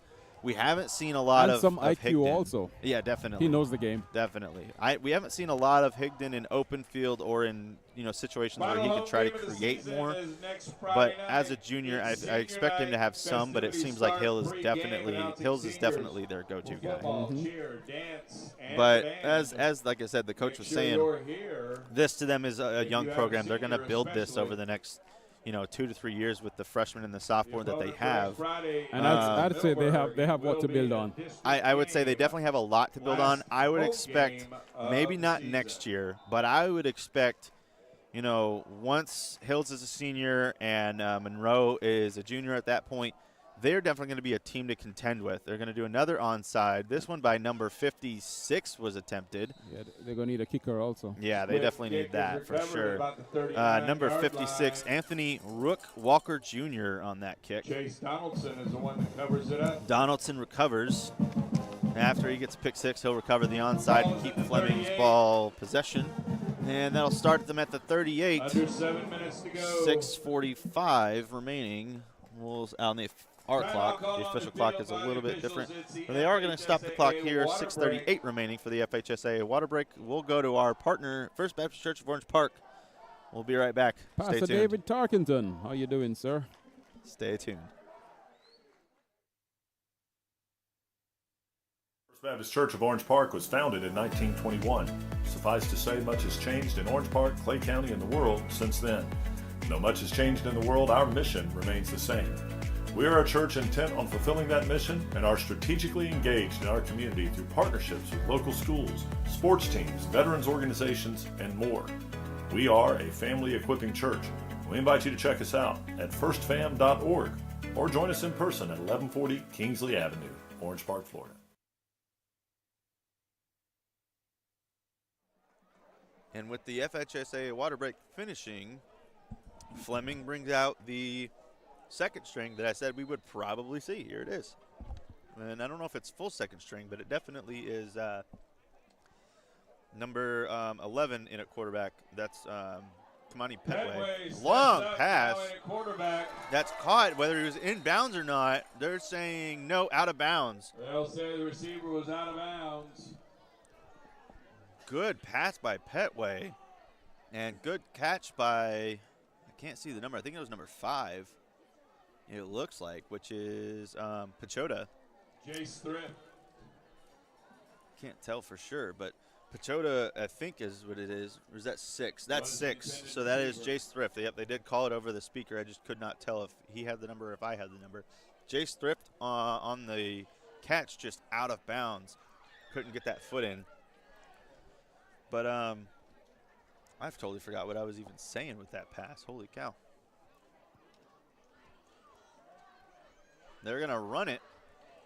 And why not? The clock's already running. Celiac with some blockers crosses the 50-yard line. It's going to be Celiac on the carry. It'll get the first down and some. Passing midfield. That's going to be a first down, Golden Eagles.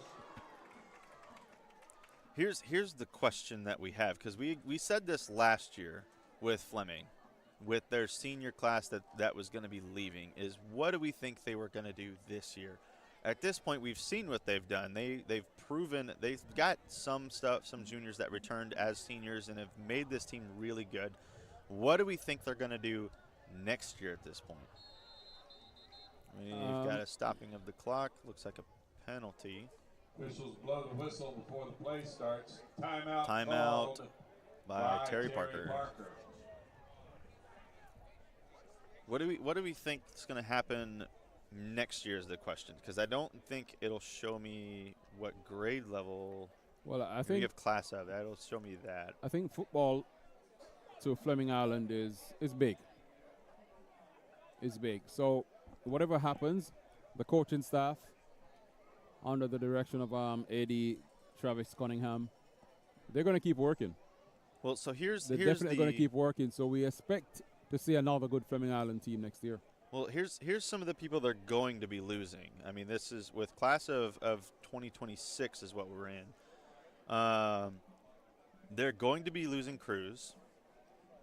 They will be losing the boot. They will be losing the boot, and they will be losing Thrift. They will be losing Rogers, so one of their big pass rushers. They'll be losing Turner, who we've called some of, number 12. They'll be losing Fabrice Joseph, we called a little bit. Noah Volton, which we haven't called a whole lot. That's number 18. Yeah, but just look at what's on the field right now. Yeah, I mean that's pretty much from where you're going to pull it. So I guess it's more so who are they keeping? Scrambling, and he will take the sack. I mean, we said what's on the field, and that's not a good show of what was on the field. I think the line kind of crumbled on that one, and Terry Parker was able to force themselves through on that one. Loss of 6. Let me push the clock down to where it is. It'll be 2nd and 16 after that sack that Petway takes. But like I said, I think at this point it's more so who are they keeping than who are they losing. So I just want to look at that. It's going to be a passing play, left-hand side of the field. Open receiver, overthrown. Just out of the reach of the intended receiver. All right, so here's some names we've called frequently that they're keeping. I'm just going to go from, obviously, based off of the number on the roster, their jersey number. They're keeping Gentry. He's a junior. He'll be a senior next year, so class of 2027. Good. So they keep their quarterback. Mm-hmm.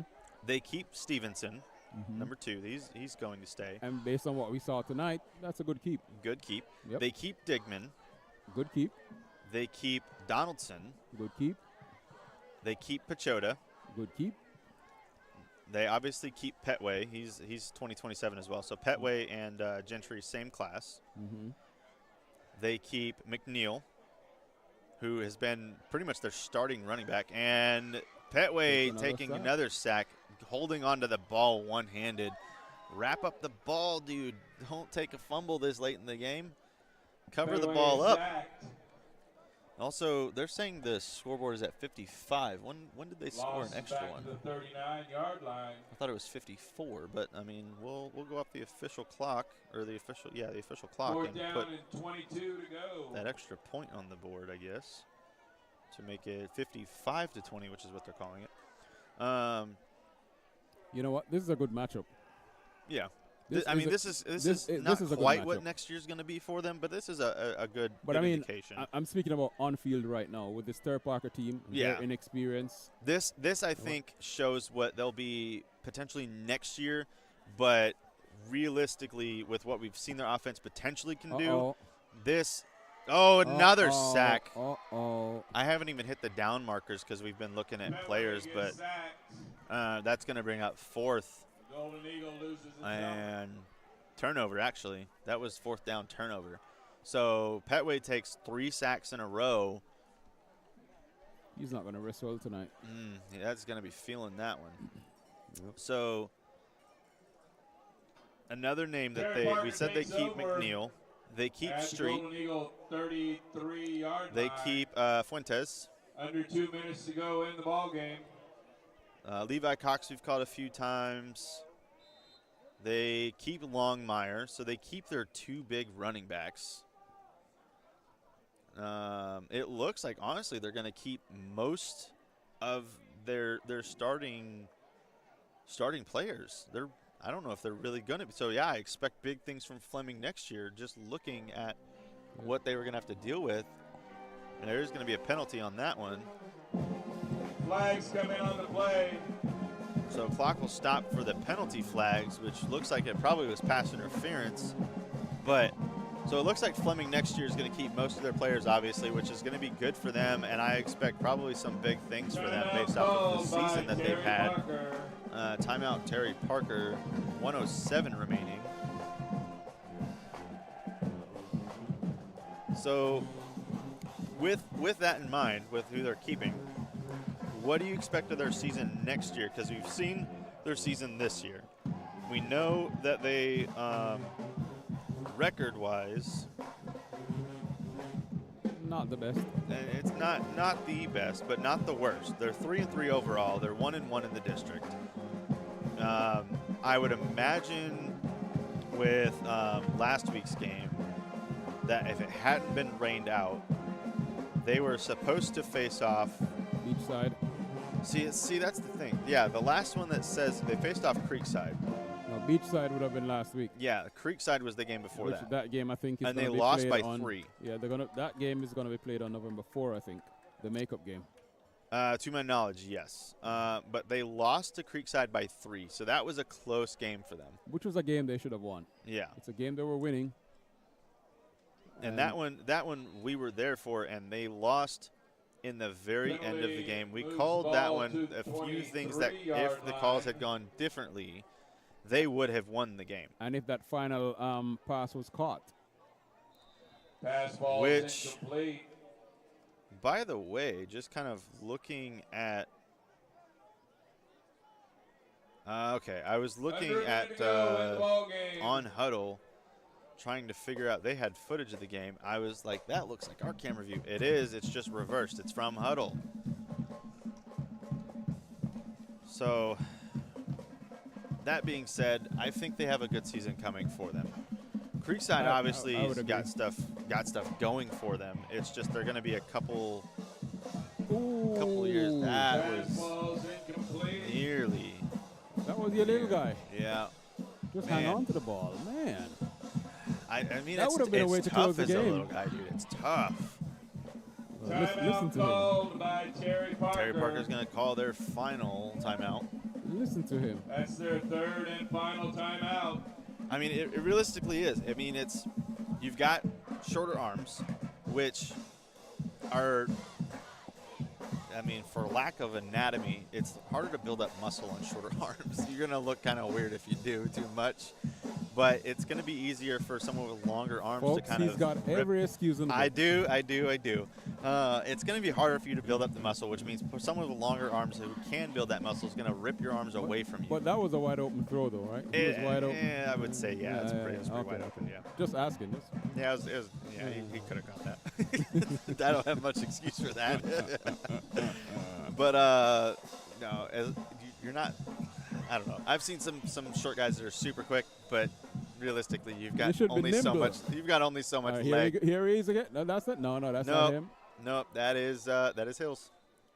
Yep, the big guy. Are they going to give it to him? Are they going to spot him at the 1? Touchdown. Nope, they're touchdown.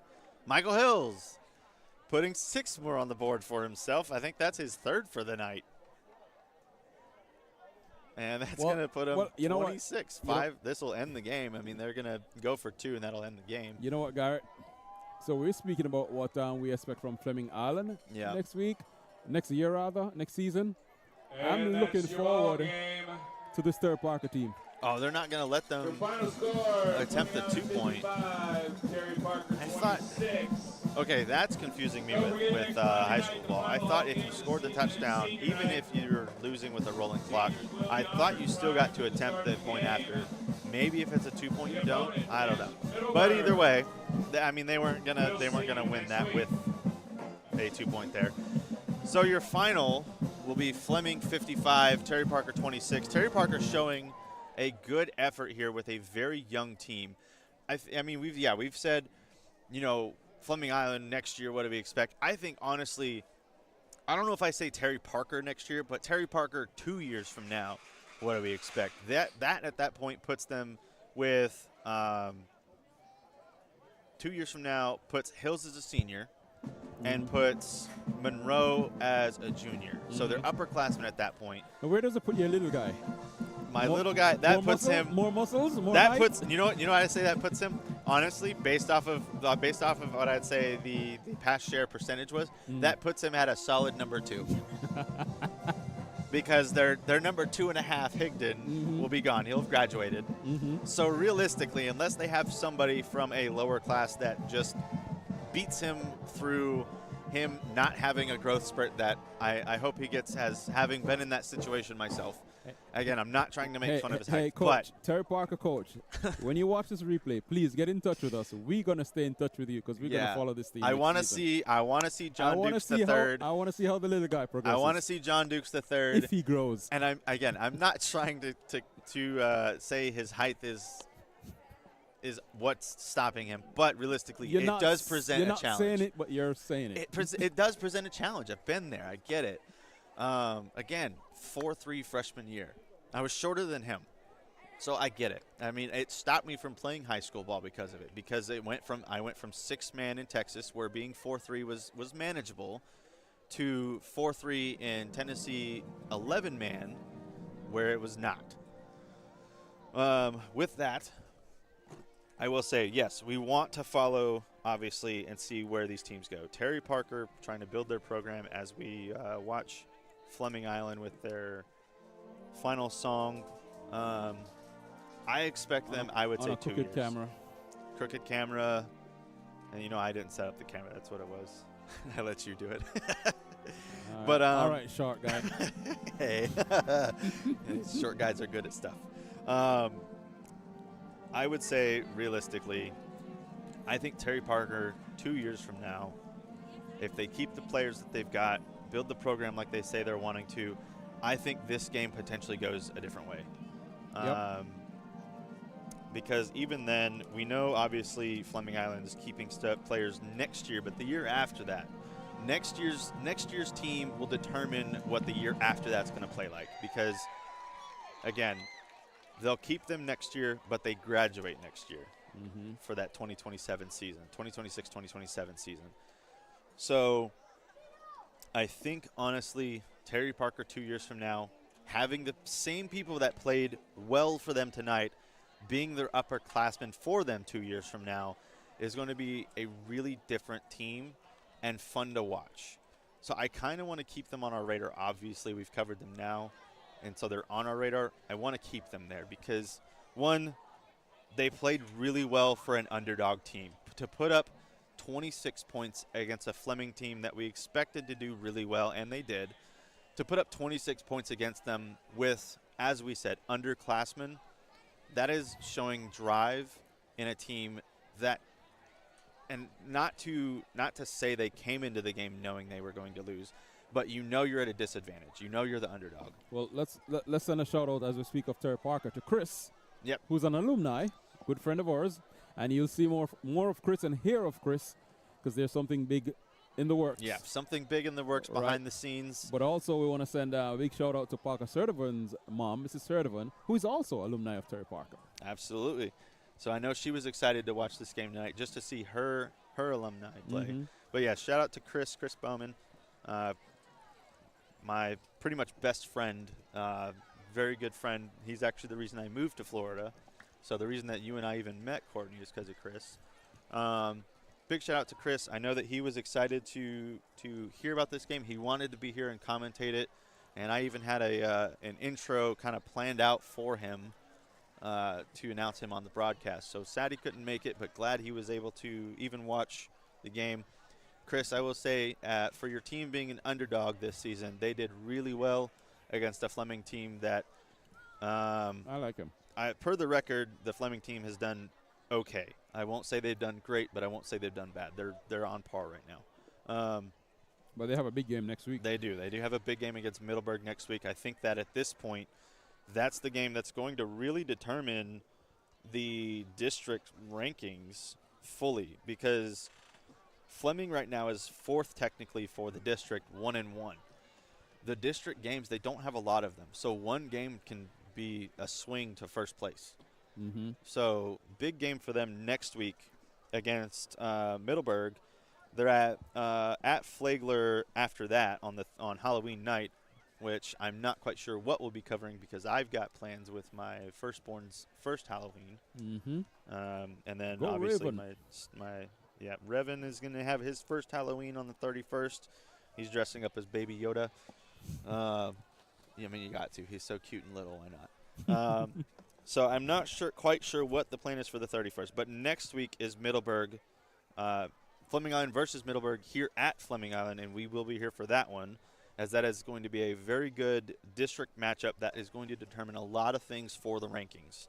Middleburg, a game that Fleming Island won last year. They did. So to take the district. So to tell you literally how these rankings can shift. Middleburg right now is 6-1 overall. They are currently at Beachside, which we didn't go over any scores tonight yet. They are currently at Beachside.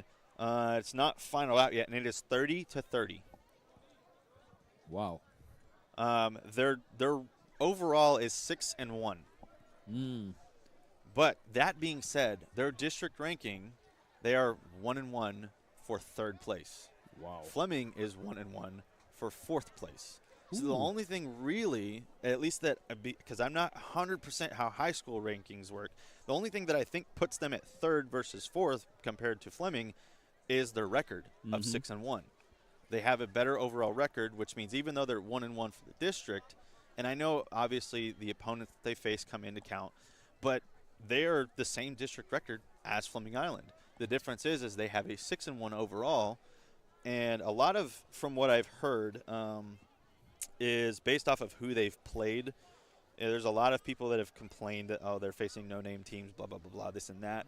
I mean, they've faced Clay. They faced Ridgeview. They faced Orange Park. They faced Ponte Vedra and lost, and that's where they got the district loss, was against Ponte Vedra. They were absolutely hammered in that game, 41-14. Yep, that's the game where they got swamped. So Ponte Vedra tonight is playing against Orange Park, and they are slamming Orange Park 56-0. No surprises there. No surprises. Their overall is 5-2. They are currently second is that in the at district. Orange Park or Ponte Vedra? That one, Looks like it's at Orange Park. I think it's at Orange Park. Mm. Yep, it is at Orange Park. Or actually, no, it is at Ponte Vedra. Oh, okay. Yep, at Ponte Vedra. So they are actually slamming Orange Park. Unfortunately, no surprise there. They are currently second in the district, 2-1. So they've played one more district game, which gives them a higher ranking. Mm-hmm. Orange Park, as I think we're aware, is pretty much dead last in the district. No fault of their own. Orange Park has struggled with their program.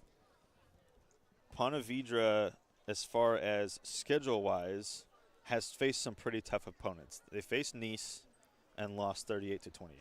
They faced Bartram Trail and won 48-14. They faced Beachside and lost 33-20. Fleming, they hammered out 35-9. Middleburg, they beat, obviously. And they are currently beating out Orange Park. They do have a game at Creekside on the 30th. That might be one to consider for that week, so that we're still covering something. Mm-hmm. We might have to see what we can do that week. Where is it? It's at Creekside. That's Hmm. we may be able to get some Ponte Vedra on if Creekside will work with us. We'll have to see. I know at this point we're rambling, so if you guys are done with the broadcast, we do appreciate you showing up. We're just trying to hammer out some scheduling and roster stuff, but district-wise, this is going to be a fun district to watch, honestly. I'm wanting to see if this Middleburg Beachside game is going to update with the score. I want to see the final on that one. But right now it's 30-30, and nothing happening yet. Next week they're here. So depending on that game, I think we'll have some good district rankings, but I don't know if that's going to fully close out the district or not. Probably not.